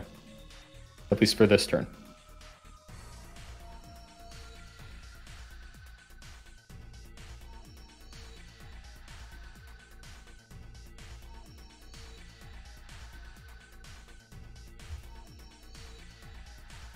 So the fork here is if the runner is installing the paperclip to break the IP block, he don't, or they don't have enough money to steal a Bologna. Yep, And exactly. if you let the trace fire, if you let the trace fire, the corp is gonna boost the trace. Yep, they can put as many as realistically they can put 8 credits into this and still score that Bologna. So Apparently, we have to math a lot. So that like maybe it's not Bologna. yeah. Like it could be like CTN. It's not. It's like this could be GFI. Then again, this also easily could be. I know that if I win this game, I have a very strong shot of being in the top 16 at Worlds, and I just want to triple check my math. That's true. I'm thinking this is a GFI now. Because that math is close. Or I mean, no, it's not. It's not because we have Banker's Drip coming in next turn. So you just Good point. Yeah. Right, you can put all 11 in. Yeah, you can just dump all your credits into this. 4 credits to trace 7. Interesting. Well, they have a click left. They might go server free and trash the bankers. No, they have enough money now. Because they didn't dump all their money. I think you just pay this. You just pay this in excess and hope it's a GFI. Might be the only out, yeah. Right, because with 1 click left, I'm not sure how you can get enough points to win, and at this point, you're not able to get into server 2. Well, because there was no reason to, like, we spent, yeah, the amount that the trace was into boosted HQ. like this could just be bait. Yep, I don't they think could there's be. agendas in HQ. Yeah. Oh, well, got the meat damage. Is this the game? It is the Bologna. Yeah. Okay. Nice. GG. Yeah, so that was pretty well sewn up, unless Oshiko managed to find it off Essential. So congratulations to Deer. Certainly looks like they are in prime position to be in the top 16, or at least in the play-in rounds tomorrow. Sorry, not tomorrow, Sunday. Mm-hmm. I agree, very intense game there. Hard fought. But ultimately, CTM gets away with an 8-0 victory. So what tables are still up? I'm checking this right now. I'm also looking at the time, and it seems we still have around 40 minutes, unless I'm completely wrong. But no, that looks like the situation is indeed like that. So there's still quite a few tables up. Table 3 is still up. Actually, That's the other. Table 3 is still up, yeah. Maybe let's try for that one, because that also has very strong implications on top 8. Yeah, Okay. and it is a 2-for-1. Let's just see if first of all, if they're done, and second of all, if they let us. But they They are still playing. It looks like this is an Atom versus a CTM.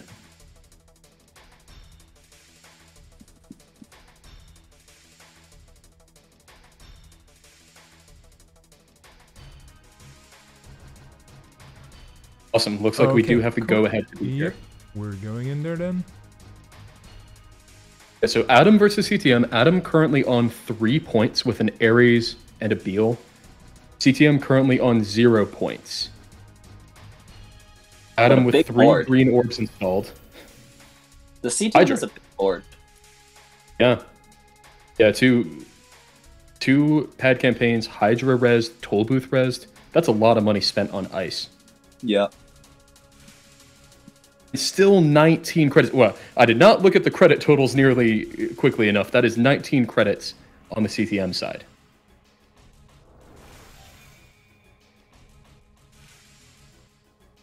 So Percomus going to 4 agenda points there, clearing the tag. 5 credits versus 23 after the beginning of turn drips. Sorry, 6 credits versus 23 after beginning of turn drip. If there's a time for hard hitting, you've got to think it's now. There's still the misdirection. I think we saw the Adam before. There Oh, was God. the misdirection installed. Yeah. Right. Oof. Smart include. Yeah. Makes that hard hitting much less attractive. I mean, public trail doing more work at this point, in a sense, if you have things to do with one tag. But with no agendas scored on the corp side, and also no GFI or no 3-pointer in the runner side, this EOI is not too much of a threat. Yeah.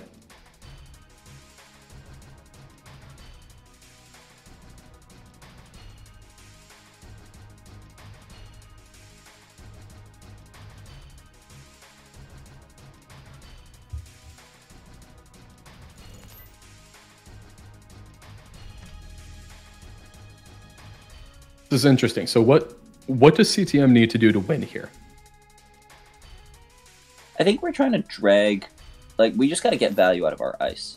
So we're going to try to drag the runner through our ice and try to get the runner low on credits and find a window for us to either sneak some points through or land a news where it's awkward for them potentially. But it's really hard because we've got 3 Rozeki and a misdirect down. So even if the runner's on 0 credits and they start the turn with 4 tags, they can still clear all of them.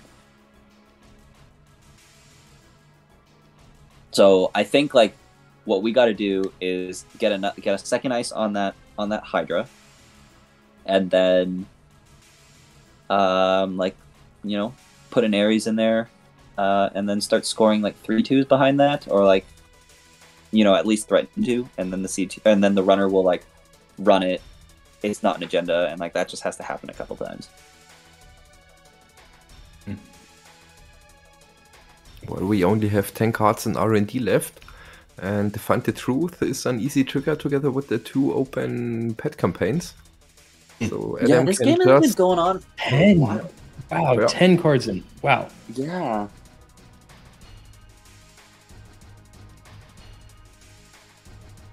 And you still need to score 7 agenda points somehow in the remote. While LM just need to peek on a single Bellona, or maybe a 2-pointer and a mad dash. Yeah, and has these open remotes to always get those find the truth peaks too, which is, I think, crucial there. Mara's headline. So we'll start the turn tagged here. 2 points for CTM. Yeah, we're just trying to score here. Now, a logic it's bomb. Yeah. Logic bomb makes this Hydra less. You're going to get less value from it. All you're going to get is the logic bomb rather than actual money. So the problem with that, though, is that if you install an Mamba Virtual Tour in that remote and they logic bomb through the Hydra, then you have to deal with a CTM trace. Like, if we had an Ares, that would be 10 times better if we had an Ares. Because there are 2 MVTs in the bin right now, so it would have to be the third. Yeah. Oh, and all 3 spin doctors have been shuffled as well. Yeah. This has been a long game, clearly. Yeah. Corp still drawing. So 7 cards remaining in R&D. Jamming another card into the remote. Icing over the Hydra. Man, this Adam, like, we've got Misdirection and Citadel. We're teched for this matchup. It certainly seems like the field for it, though, with 20 CTMs and a large contingent on Gagarin as well. Yep, okay, so that is a Beal. It is now 4 points to 4 points. Wow. Not really a worry of time here, so really it is going to, I'll knock on wood as I say this, but it's going to come down to who actually scores enough points to win the game. Mm-hmm.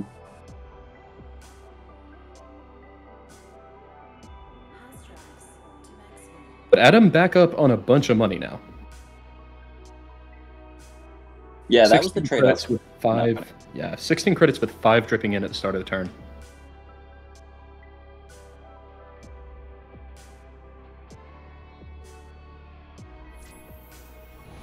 You're gonna run on That's a toll booth. Toll booth, obviously not cheap for Angola, but certainly one of the better breakers when it comes to breaking Angola. Nothing breaks it easily, but it breaks it okay. Oh, here's another Hydra. CTM down on 5 credits now. So this is going to cost a decent bit with Angola now. This is good for CTM. 5 credits doesn't matter. We're dripping for 2. Our ice is rezzed. Yeah. And now the MVT. Good luck getting through this ice on future turns. Good lord. Find the truth. See the top card. Those find the truth triggers have to be nerve-wracking. Below. Oh, and it doesn't matter. There's a Bellona. Oh, and there's a second Bellona. Wow. So looks like Perconis will be also joining Deer and Bridgman in the top cut. Certainly looks like it at this point. Let me refresh. See if we have results. So the Saja Tug, right? That was an ID, right? So Tug is almost certainly in as well. So they did agree to ID? 4 people. They did agree to ID? Yeah, it looks like it. I'm seeing 3-3 without a parentheses afterwards. So, okay. From the top tables, we only have table 9 without a result, and tables 11. Sorry, 9 and 11 so far. We just watched Perconis. And I believe that table 9 and 11 are, for the most part, they are out of contention plus or minus the play-in round. Mm-hmm. If they sweep up into the play-in round.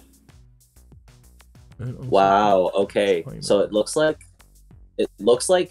Rotom swept Simply the Onion. So we actually lost somebody who could potentially have made 33. So there's actually only going to be 4 players who made 33 points, and the rest will be at 30.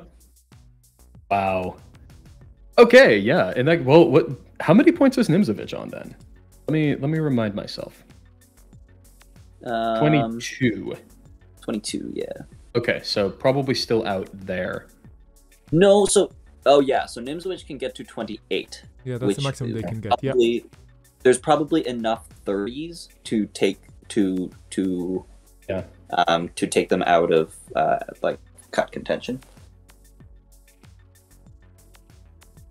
Actually, looking at it, I believe that everyone that results are not in for cannot get to 30 points.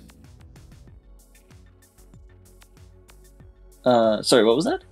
I believe that everyone that results are in for, everyone who can get to 30 points, results are already in for, I believe. Okay, so I think Rotom swept, so Rotom's at 30, MJP's at 30. I believe Tradon. I believe also swept up to 30 as well. Yeah, Yeah, Tradon swept swept to 30. Bookkeeper, what points was Bookkeeper at? Bookkeeper was at 22. Yeah, 22. Bookkeeper's at 22 with Nimzwich. Okay, so that means, what was that? There's 3 people at 30? Yeah. No way. No, sorry. There's 5 people at 30 because Snoopy and Saja are also at 30 because they ID'd. Yeah. Okay, so table 11 still seems to be going strong. I'm just gonna ask if we can stream it. Right, I think, just clearing up, I think everyone who is going to make either the top cut directly or the play-in rounds for it, I believe they have all finished at this point. So at this point, we're just picking rounds for the fun of seeing the Netrunner. So any decks that people really want to see? Well, not Gagarin. Excuse me. Wow. I mean, we have a Builder of Nations, for example. There's a Builder of Nations? Let's see the Builder of Nations. Is that a Builder of Nations? Yeah, that is a Builder of Nations. It's table 40. I'm just gonna ask if we can. Again, let's be kind and rewind. Okay, I'm just gonna... this is loading slowly. So the return of Kagugu makes Builder of Nations. Oh, they just finished. Yeah, they just finished. Bummer. Oh, I was typing like, can we stream it? Like, okay, well that didn't happen. I guess we can't. I mean, we could. It's gonna be fairly. You will know the result. Okay. Well, we're just. Do we want to watch? Mm-hmm. Oh, there is a Jinteki Restoring Humanity on table 19. 19. Let me look that one up. There's also on table 36. Yeah, just making sure. Table 19 looks like an option. Let me ask the folks.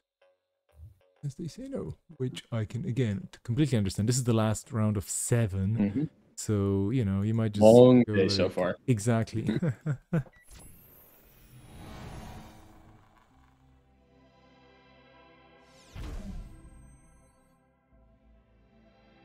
Let's see.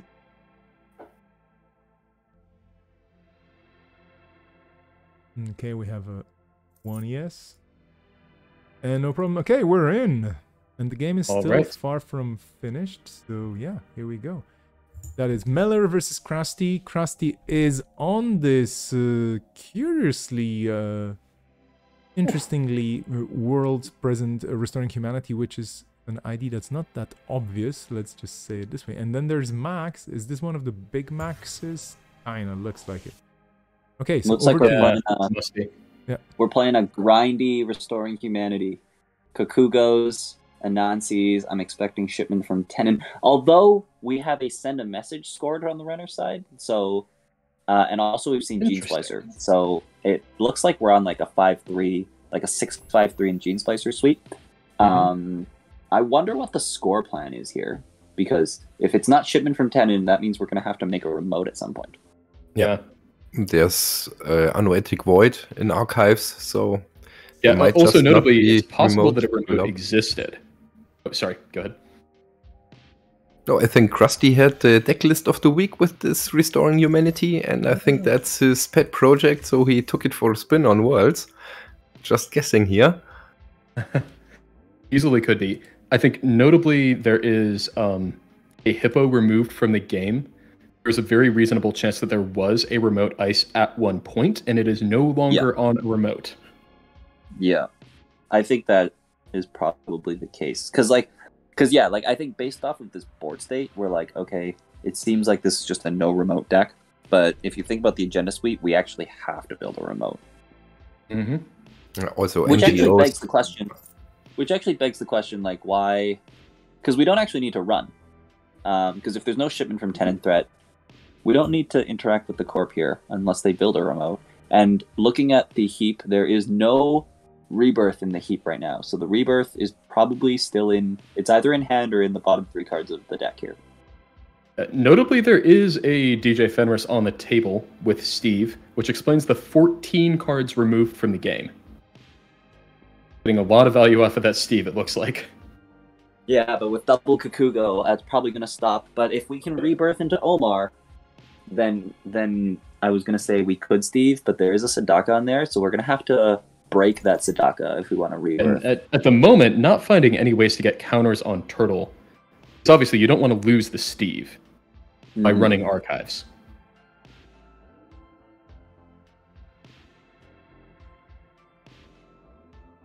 Okay. We're going in for a jailbreak. We really have to watch our cards here because I'm assuming we're on 3 send a message 3 oboe, and we're getting into the can't steal oboe territory pretty soon. Mm-hmm. Well, there is an Obokata. Even get a Maw Trash off of that. Gotta love it. So we get... hold on, we're seeing a rebirth come out. So we're looking for a non-oboe agenda to win this game as the runner. Needs to be, yeah. Which, I don't think I've seen the agenda suite for this deck, but I'm assuming that is there are 2 send a message and that's it. It's probably like 3 send a message, 3 oboe. Yeah, with 1 scored, so there's 2 send a message left, and that's it. Oh yes. In terms of being able to win. So Krusty is just going install double advance the oboes in a new remote. They are safe at this point.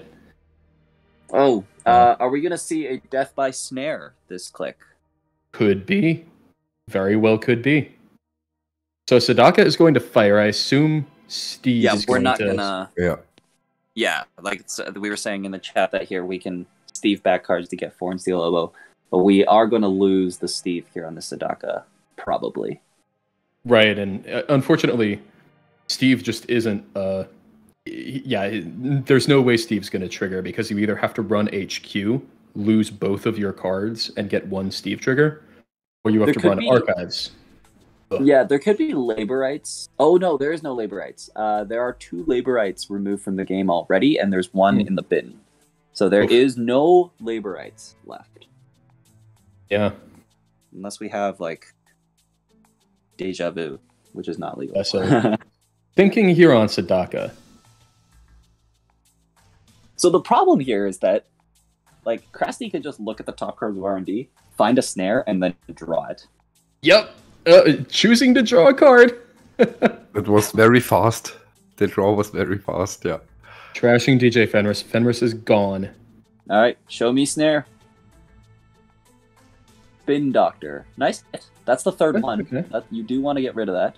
Yeah, absolutely. That's a good hit. That's a good hit. Right, with the Sadaka off the table, the strength for...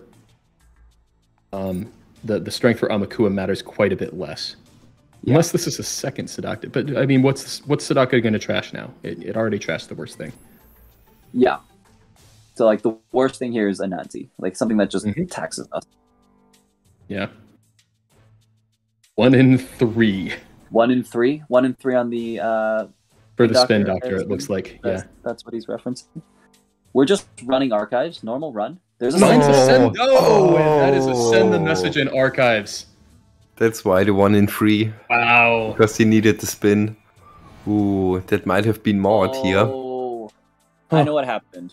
I think this is probably what happened. They probably Sadaka'd the send a message, and they were going to Spin Doctor it back next time. Yeah, that. And they sniped the Spin Doctor. Yeah, so 1 in 3, and I shuffle it back. Yeah. Wow. Intense end to this game.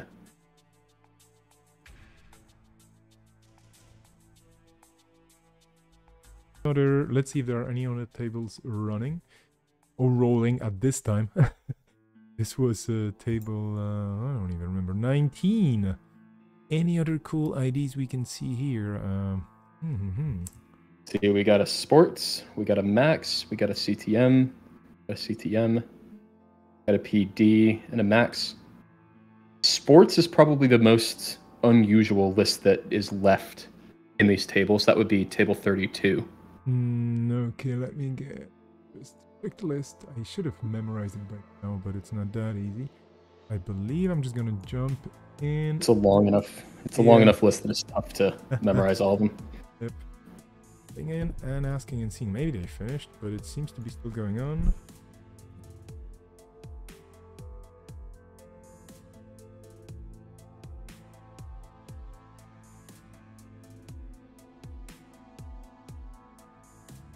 There is a mirror morph and a Val on table 23 as well. Wait, really? I missed that. Okay, but we got a permission. We're jumping into the sports metal. All Here right. we are. I'll say potentially sports metal will win quickly enough that we can check out the mirror morph. Pragmatism, I like it. Okay. It is against Max, and Max. I was joking, but we already have 4 points in the score area for sports. What sports does? Yeah, This was a consideration, and I'm curious to see. Like, obviously, there's one right now, but like, curious to see how many people brought sports despite losing Vastron, because you can like, if people don't expect it and they're not ready to like respond to the way sports plays, you could just play the old sports deck and just play Ikawa projects instead of the Vastrons. Yeah, there is a deck list in my Netrunner DB called "We Have Sports at Home," and if I were playing Worlds, it would be that. Mm-hmm. Definitely, Yeah, there's like, enough raw power in the game plan, how uninteractive it is, or at least can be. Yeah. People can do well on it, I think. I'll be interested to see if there's much of it next day one. It was my backup plan. Wow. If I wasn't Whoa! a corp I was happy with, I would have played it. Wow. So that is a Mega Pre off the board. Yep. That is 5 points for sports. We are 1 Audacity and 1 2-pointer away from winning this game. Yep. And we not got much this. that Max can do about it if those cards actually get found. I mean, yeah, exactly. But like the Max has, the Max is missing a paperclip. These Anarchs. Oh man, the Max has 12 cards left in their deck, and they've milled 3 MKs and 3 Black Orchestras, and there's no paperclip. If this is a Hagen, we're gonna end the run and trash the Stargate. I hope this is Hagen. And probably flip the table. It is not a Hagen, though. I imagine we would have seen a Snap Res if it were. Yeah. So, Stargate, Hyperloop, Mega Pre, Hyperloop. Jackpot. Not bad. So you just trashing the Mega Pre. Yeah. Do you run in and pick up the Hyperloops? I don't think so. It's so much money and so much draw for sports. It's so risky. Yeah, I don't think so. You Yeah, just you gotta run like this what big you gotta spin do here. doctor? Yeah. Oh yeah, I forgot that was even on the board. Oh Yeah, good point. yeah, we should have probably ran the Spin Doctor first. Not even getting the Mega Pre, just shuffling back Biotics. Okay, so that's kind of a suspicious play because the Mega Pre is worth 2 points. So the fact that we're just shuffling back Biotics tells me that there's a 2-pointer in hand. Yep. What it sounds like to me, at least. So, Yeah. I mean, gotta kill the Maryland, keep them from getting to 7 credits, force it to be the Audacity. Yeah. Huh. The runner has a chance here because if the corp doesn't score here, we could potentially like Stargate, run HQ, and like it sounds like there's agendas in HQ. It certainly seems like it, yeah. We just have to make sure we have that extra click to steal a Kawa project. Mm-hmm. We do see the sprint come out of sports. Drawing 3. thinking about what to shuffle back. Of an install. Install. What's wild there is off of the sprint, you do have the biotic plus audacity line, which is pretty cool.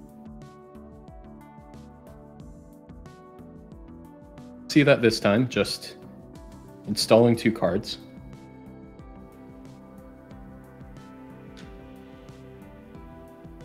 What would you do here if you were Max? So I think that HQ tell, I think I would try to fish for that 2-pointer out of HQ. Hit Stargate's definitely a click. Like, you could check these for, like, Naked Rashida, but the problem is, like, the clicks you spend checking these, like, if it's like Maryland, I guess you trash Maryland, because you got $18. Mm-hmm. Yeah, checking is fine.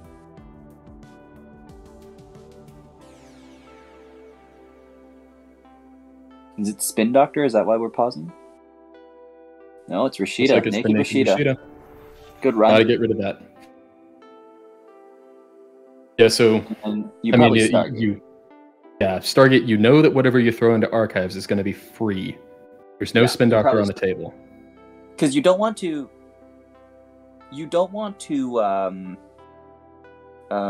risk accessing a card and then giving them money and draw. Mm-hmm. So you probably just like hit the Stargate here and then chill for last click, and then hopefully you hit an agenda here. You Stargate again next turn, hit another agenda, and then you got to steal 1 or 2 out of HQ. Try to win in 1 turn. Arc Lockdown, Hedge Fund, Tranquility. Arc Lockdown. That's an interesting one. How many MKs are in the bin? All 3. All 3. You say. All 3. You say. Yeah. Well, I mean, like you gotta hit the arc here. The hedge fund. Yeah, especially given what the other cards are, Arc Lockdown definitely seems like the pick. Yeah. Like, the Tranquility is pretty dead.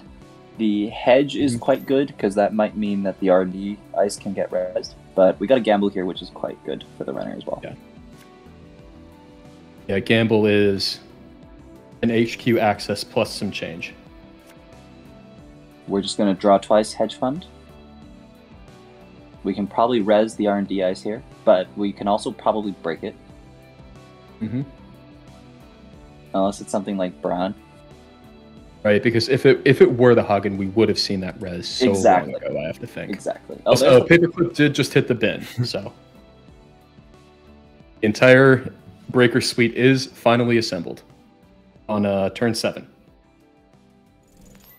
We have a diversion. This is a diversion, Max. Diversion. This is an interesting influence spread because there's an out of the ashes in the bin, which makes you think Apocalypse. Wait a second. Yeah, I'm quite certain it's Apoc. You know, I think we just drew the diversion, because otherwise we would have played it last time. Because when you've got to think so, yeah. When the corp was at 5, that was like the prime time to play the diversion. Seamless, biotic, sprint, seamless launch. Seamless in a sports deck. Interesting. Okay. I mean, that can make sense if we're playing, like, if you're trying to ice up and play Never Advance behind your ice. Like, maybe you're seamlessing to get a Vitruvius counter, or you're single advancing your Ikawa to seamless and score it. Yeah, Max on 19 credits with all of the breakers in the bin or installed, not worried about the Never Advance threat. Rich enough to run anything that gets installed behind ice, so biotic is what goes. Chat saying that sprint should have gone instead of the biotic. Which is very reasonable. Because we don't have the money for biotic. Yeah, that does make sense. Taking a credit. There are 3 face down cards in archives and 1 face up Mega Pre. We're clicking for 3, so we're on 7 credits, threatening biotic. But we do get another turn of Stargate here at least. Right, that biotic would, at this point, I believe, would have had to be there because I think there have not been any fresh draws in a while. I might be wrong. There might be one turn with a Spin Doctor that I've forgotten. There's that turn where the top cards of R&D was Hedge Fund Tranquility, and the corp drew played Hedge Fund. So there was one fresh card. Yeah. But the fact that they just clicked for credits means that it's not Audacity score. So it could be biotic. That the one card that slipped through could have been biotic. And as I said before, I think there's 2 points in archive. I think there's a 2-pointer at least in HQ. If it was actually the biotic, what an absolute beating. Sprint Hyperloop Extension Gatekeeper. Trashing the Hyperloop. Ooh. That does put 2 points that are known in archives. I think I would have trashed the Sprint there. I think I probably would have trashed the Sprint. I would have given some thought to the Gatekeeper too. But what you're most worried about is just the sports finding the tool that it needs to win.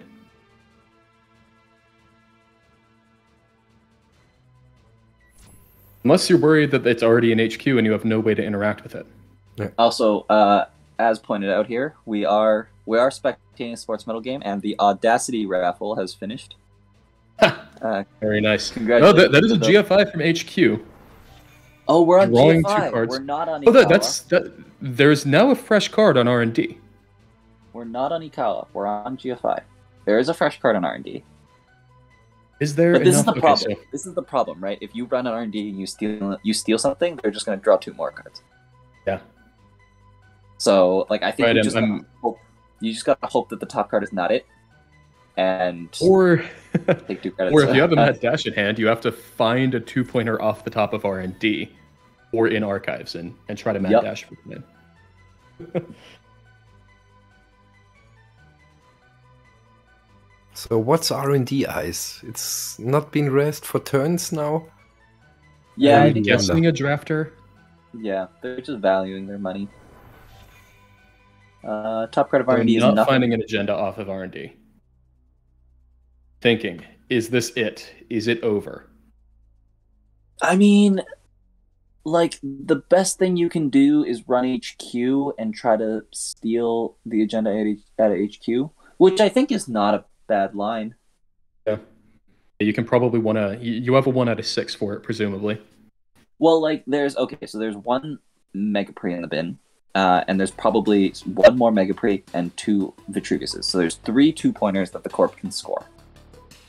So yeah, if you run HQ and you find one, that's great. But if you find a Hyperloop, that's really bad.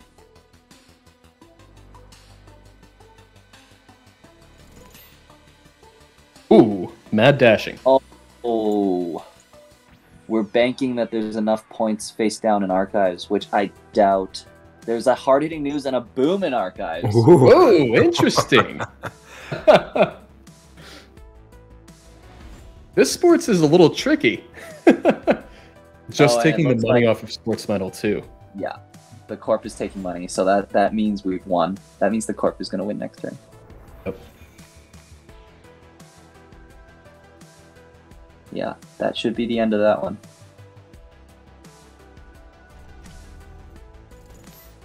Yep, there we It go. is the biotic. It is the Vitruvius for the win. Whew. Well played to both. Sports ends up triumphant in this game. This was quite something as well. Very nice to watch. And this is an interesting hybrid sport that has, I think it's like it has one of everything, of the good stuff. Good stuff's sports. Yeah. I don't know. We're playing hard-hitting boom with no audacities. I mean, all the audacities were donated to stream for the raffle, so there's no audacities. Table 22 is the last table standing. And let's just see if, first of all, if it's possible to get in there. Second of all, they're still playing. They are. I'm just gonna ask them kindly and nicely. I'm just gonna step away for a minute. Yep.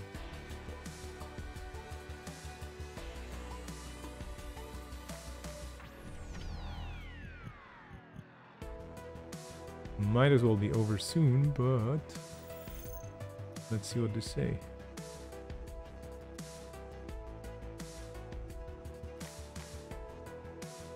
Okay, we have a no problem from Śmieszny, and just to make sure we don't bother them Mm-hmm. in the last moments of this tournament today. This was long. Geez, 7 hours. Yep. Last game of the day. Yep. Last game of a long round 7. Yep. Yeah, are we gonna be in for it? Actually, did I not read the list? No, I think fine. Well, let's see. I mean, I'm just gonna go on stream then, and if we get to ask to leave, we're gonna leave, of course. But here we are. This is Edward Kim. But this is a rebirth, and this was probably a Hoshiko, or well, someone else. Versus a PD. Looks like a max to start with. Oh yeah, sorry, you're absolutely right, because the heap is big. And I'm seeing a lot of viruses. This looks like it was a hive mind max that is now rebirthed into Kim rather than rebirthed into Omar. So I'm leaving you to analyze the crime scene and tell me what happened. Yeah, it looks like it was a 45 card Hive Mind Max, who is now rebirthed into Kim. Just because we've got, it looks like we have a double iced archives. Interesting to see why or how that happened. I guess I we were agree. just icing, like, I think we were just icing to prevent hive mind counters, and I guess like the first ice we installed just wasn't good enough, so we felt the need to put another one there. But right now HQ just cost 1, and the runner taking advantage of that. It certainly seems like the right server to be running at the moment. Very important note: there is no sandbox that has been scored yet, and that's pretty huge. crucial. Yeah, so there is no sandbox that has been scored. We haven't seen the CBS yet, which there is usually 1. And we also haven't seen the macrophage, which there is also usually 1. Yeah, they say that scoring Cyberdeck Sandbox effectively wins you the game against Hive Mind Max. In this case, it literally would. Yeah. 4 bottom 5 points. 0 Yeah, for the runner so far, so a slow start in terms of agenda points for Hive Mind Max, but the board is built up at this point. Certainly in position to start thinking about, I mean, obviously dealing a lot of damage to HQ here. Yeah, Absolutely tearing it apart with Imp. I would say the Max is in a great spot, but we do have an unknown card in the remote. Yeah. And unless we know the card in hand is not seamless, this could just be game. Yep. If they would miss the seamless here and not been able to hammer it down with Kim, I would be so sad. One thing to note, so looking at what is currently in the bin, there is 1 labor rights in the bin, 1 removed from the game, so presumably 1 in hand. Additionally, 2 simul chips in the bin, so presumably 1 in hand. So this conduit could come out soon as well. Also, there's no seamless in the bin. So Interesting. there's either a seamless in hand, or the GFI was scored the hard way. Oof. Because you know, pre-advancing your agendas is that's a pretty big pain for PD. You know. Who does that even? That's Well, it looks like that's what we're doing in this remote okay. here. Like, I think I love this. I think they were banking on drawing a seamless. Like, I think if they top decked a seamless last turn, they would have won. But they think didn't. you're right. But they didn't. So now they have to advance this. But like, so what? The Hive Mind Max is at $9. We're threatening Skunk Void in the remote. But I think the Hive Mind Max can deal with it. Like, we run HQ, we pay 1, we imp a card, so you can't trigger Void, and then we run the remote.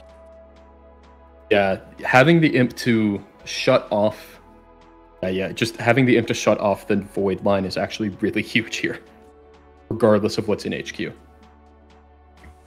Let's see if there's... How many simul chips are in the bin? There's 2 simul chips in the bin, and there's 3 fermenters in the bin. So we could potentially install simul chip, and then pop a fermenter, and then run the remote.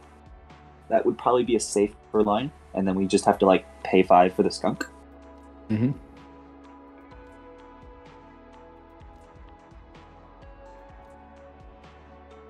A fermenter would be for quite a bit of money right now. The 3 credits on Hive Mind. Or, obviously, Knob can throw an additional credit on Hivemind if you run HQ first.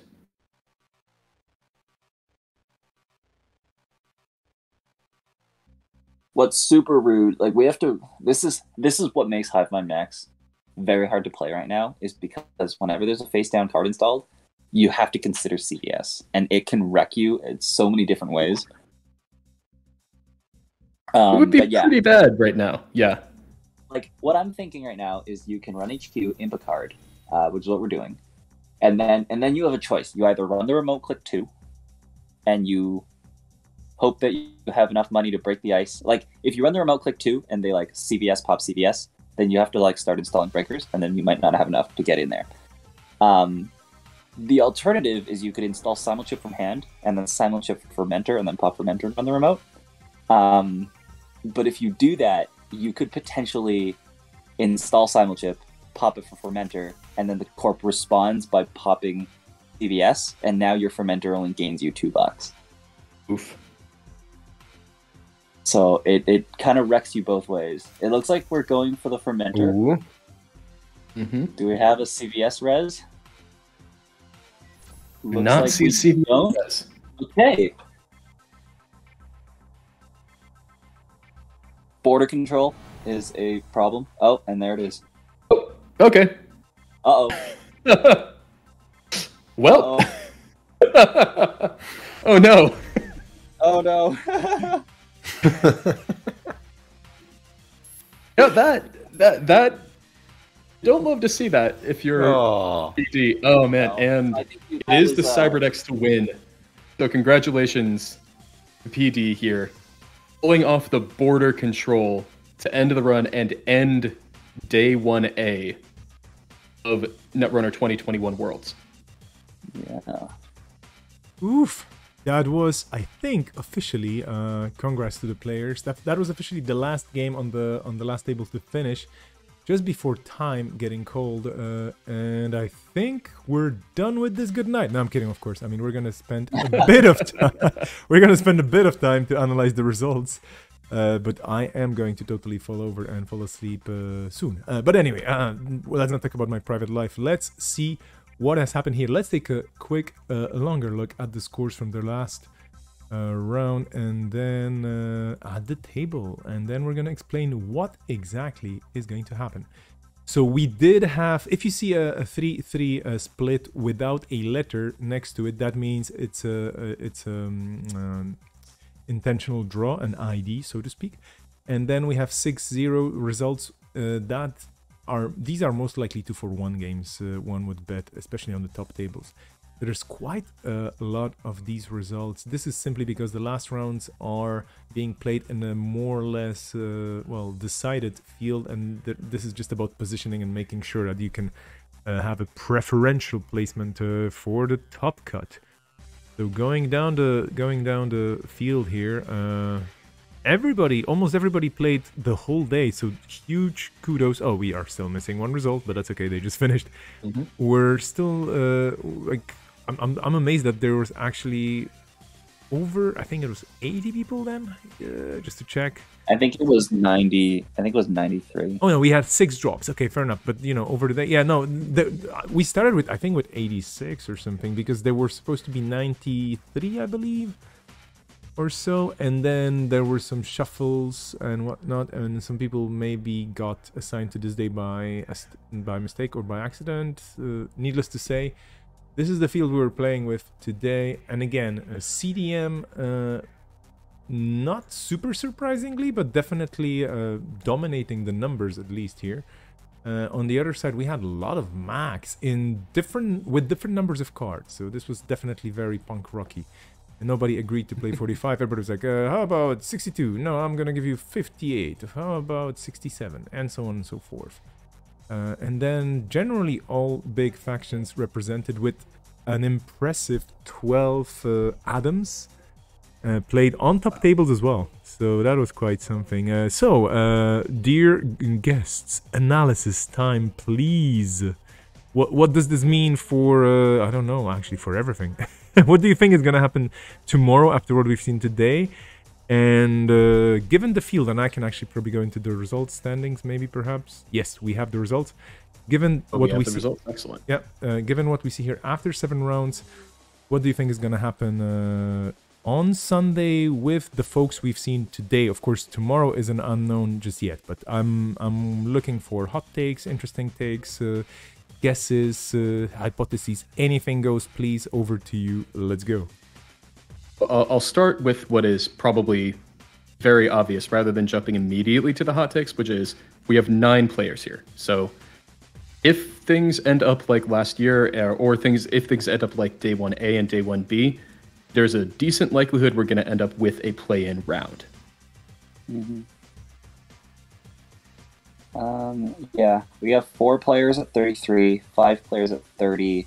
Last year, I think we had more players last year. I think we had like 2. Does anybody know what the numbers were last year? I think you were right. I think the total was around 250. Had to make 33 points. Yeah. Okay.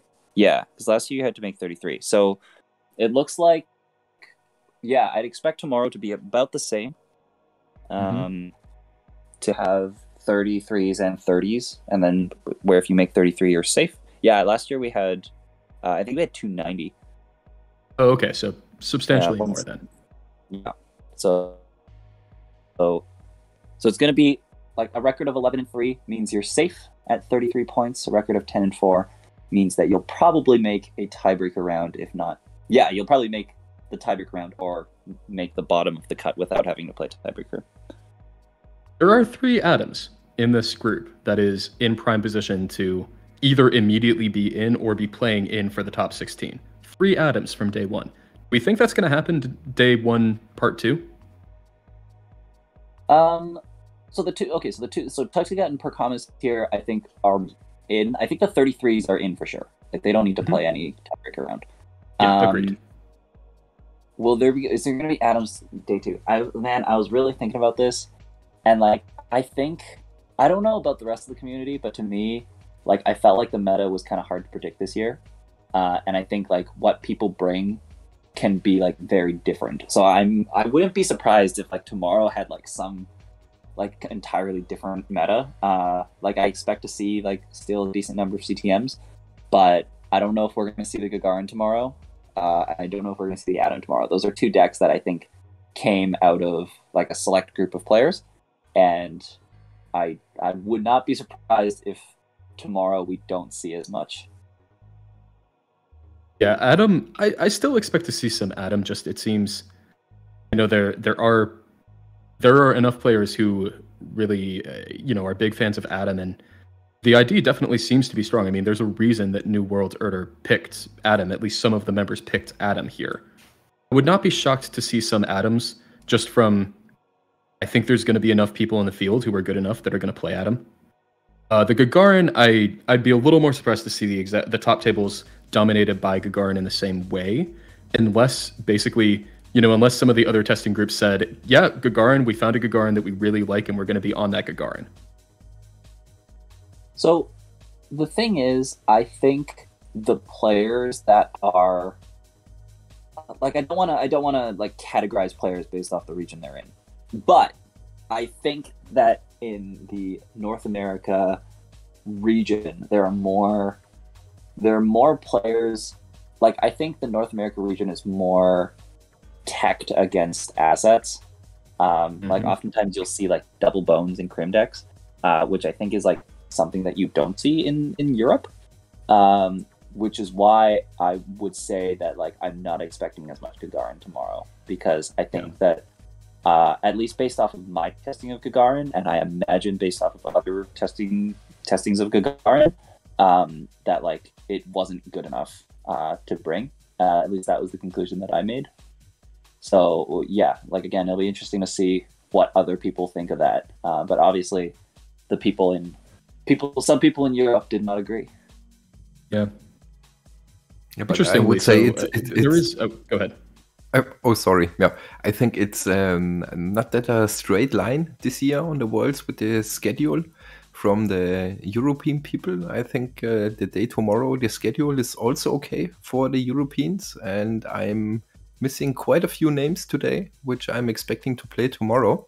So I don't think today was all of the Euro power we can get. So I think it's not that straight of a line that we only have American people tomorrow. So it's very hard to predict. I'm surprised that there is so much Gagarin, and I think today the reason why we have so much Gagarin was the New World Order, which bring most of them. I just hope we don't see too much Gagarin tomorrow, but yeah, who knows? Honestly, like, the way I see it is that, like, Gagarin is kind of, in a way, is just kind of like CTM. Like, I feel like if you just play solid against it, like, the Gagarin, the court player has to take risks in order to try to get ahead. Because I think if you just both play a solid game, the runner will come out ahead.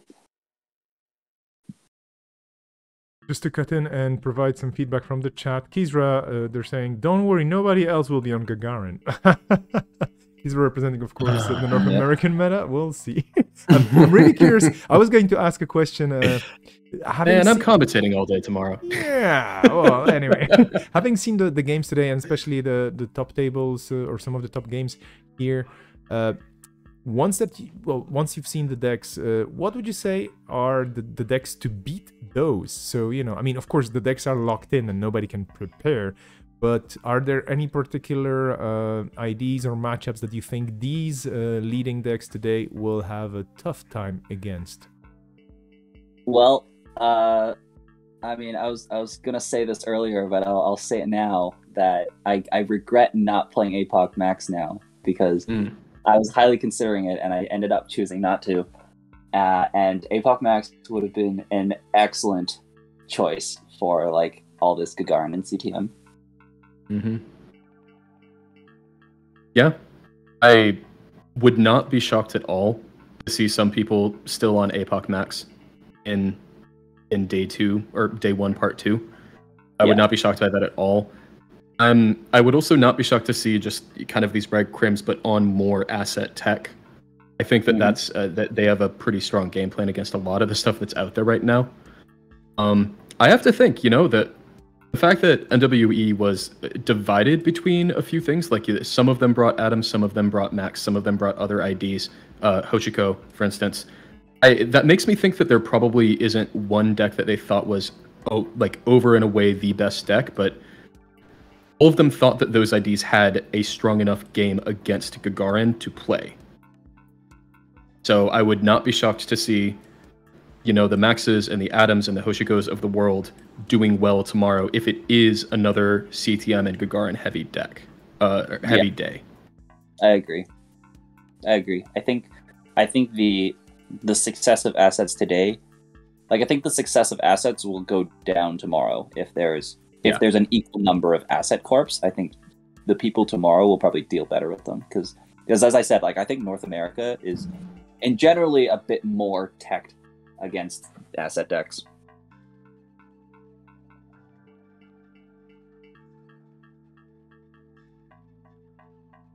Oh, sorry, you cannot hear me everywhere. I was just typing in Discord.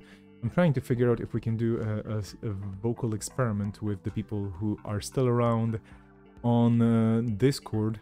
But yeah, interesting takes. As well, if I remember correctly, both Shorty and Sokka are going to be playing tomorrow. I will be wishing you good luck. I will not be around to see any of the games, but I hope to see the stream once I'm back. But for everybody just wondering, okay, we have the 9 people here. How is this going to work? So yeah, tomorrow there will be a few more players playing because it's a weekend, so of course more people could sign up for that day. It will be probably over 100 people playing. Well, we'll see. I cannot really give you a number right now, but there will be also 7 rounds of Netrunner. It will be streamed by the ones and onlys Andre from Metropole Grid, and I think Ginevra is also going to be helping out with the stream. I am going to still meet with them and talk about stuff. And if you're wondering how this is going to look, let me just pop a very quick look at the stream as a reminder. Sorry. Tomorrow we're going to be starting at 11 a.m. EST, which is 4 o'clock in the afternoon UTC. And from those players playing tomorrow, the top, hopefully 8 or 9, we'll see, are going to, of course, proceed to the last day, to Sunday, when there's going to be a potential tiebreak round, just one from what I understand as well, to decide the top 16. And then that top 16 is going to be duking it out in order to see who's going to be the world champion 2021. And Princess Space Kitten is already saying no to something, but that's 2 questions in the chat. Okay, yeah, exactly. A huge thanks, by the way, to everybody running things in the background. There were people entering results, answering judge calls, making sure that Cobra is running properly and whatnot. So even if you haven't seen any of them, and well, huge thanks to Mike for the raffles as well. If you haven't seen them, well, they've been doing stuff in the background. That doesn't mean we're finishing the stream just yet. No worries. I'm trying to see if we can get people into the lobby, and we're gonna do a bit of an experiment in a minute or two. Hopefully, people are gonna get in there. Which lobby? Oh yeah, the lobby of the world's main event, the one and only the lobby. We're gonna be jumping in there in a second, but I'm still trying to keep. Well, I'm trying to see how many people we can get into the single room in a while. So yeah, this is going to be quite interesting tomorrow. And then Sunday, I'm still seeing NBN Krim in my dreams. No pressure to anybody playing this particular couple of IDs or factions. I don't know. Like, after all these games today, after all the interesting plays and last minute runs and whatnot, and wins on points and quite a few explosions, I'm really curious to see what's gonna happen tomorrow. Who do you controversial question, but do you think anybody's gonna play Apex tomorrow? I hope so. I fully believe that there will be one Apex player exactly. Exactly. I mean, the decks are locked in, so I can actually say it. If you are playing Apex tomorrow, I'm gonna contact you somehow and I'm gonna send you something nice, which might not be Apex related, but just for the guts of playing Apex in this field, you're gonna have Don't you get something for top faction? Yeah. You want to grab that one. Exactly. There's exactly. I mean, there's the deck boxes made by Bushi, I think. He was the one putting it together. Yeah, and they looked quite sweet, to be honest. And I was like, ooh, this is yeah, they do. Yeah, so yeah, whoever's gonna play Apex, and I really do hope you're gonna get something cool. I'm gonna send you a medal. That's basically what I'm gonna send you, because Apex is, it's one of the embodiments in a way of this whole universe, the way it works in some corners, and we haven't seen any today. So tomorrow, I hope that Andre and Ginebra are actually going to stream all the Apex games, obviously. Looking at the lobby right now, okay, I'm not gonna try and stretch this in time. Let's just hop over to the lobby in a big jump.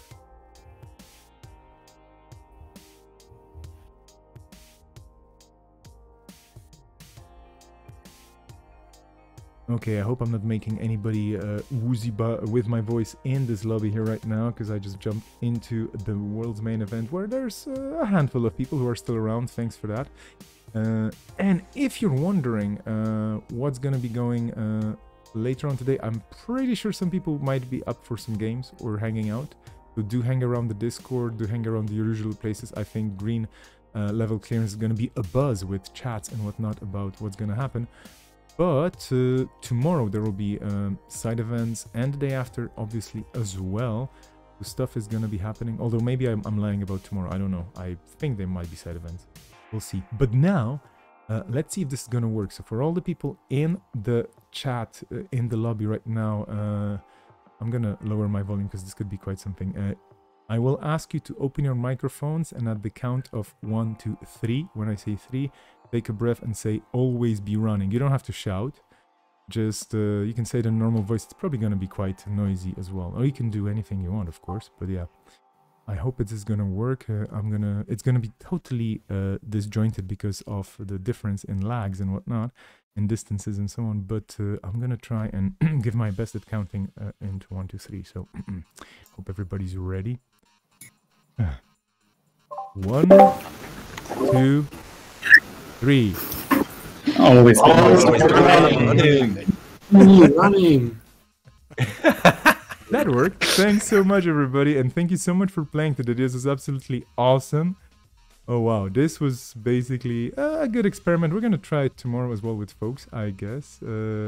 Heading over to the stream comms again. The people who played whichever number of routes today, heroes, totally. Like, you know, just to have put a lot of effort and energy and time and probably taking a day off from work in order to enjoy a children's card game, right? You've done an amazing job today of making this game still alive and kicking and super fun to watch with the kind of fresh out of the oven meta. I would also like to extend my huge thanks to everybody commentating with me today. So to Lassen, unfortunately we couldn't get Anzakai because there was a bit of an emergency on the other side of the world. Nothing terrible happened, but and they couldn't make it, so well, next time, more scoops. I didn't scoop anything. Huge thanks to Neuropanzer for getting up earlier and being here as well and accompanying me, and to Lassen. No problem. You're an absolute ace. Shorty, thank you so much for taking the time before your day tomorrow. I hope you could get some action and see, you know, how things are going to roll, and you're going to use this knowledge tomorrow as well. Thank you for having me. Yeah, always a pleasure. And Sokka, good luck to you, because tomorrow you're gonna have some interesting things to do if you're not gonna be playing Apocalypse Max. And also huge thanks for taking the time and being here for the commenting. Yeah, thanks for having me. Okay, so I'm gonna hop out of Discord after I don't even know how many hours. I don't want to know. My doctor is gonna be asking me probably if I had one. But, dear folks, did you hear scoops, Cafes? No, I don't think you didn't really hear any scoops. There are no scoops. I can only tell you that Borealis is going to be called Borealis, and it's going to be happening in some snowy places. That's what I can tell you. Okay, so, you know what this means, right? This means that we're going to be taking a bit of a break. We're going to be setting things up for tomorrow. And tomorrow we're going to meet with Andre and Ginevra and a lot of cool people you've already heard today. Neuropanzer's coming back tomorrow, which is awesome. And yeah, always be running, take it easy, enjoy. This was day 1A, tomorrow day 1B, and then Sunday we're going back into the Top Cut. Fun times. Have a good one and see you around.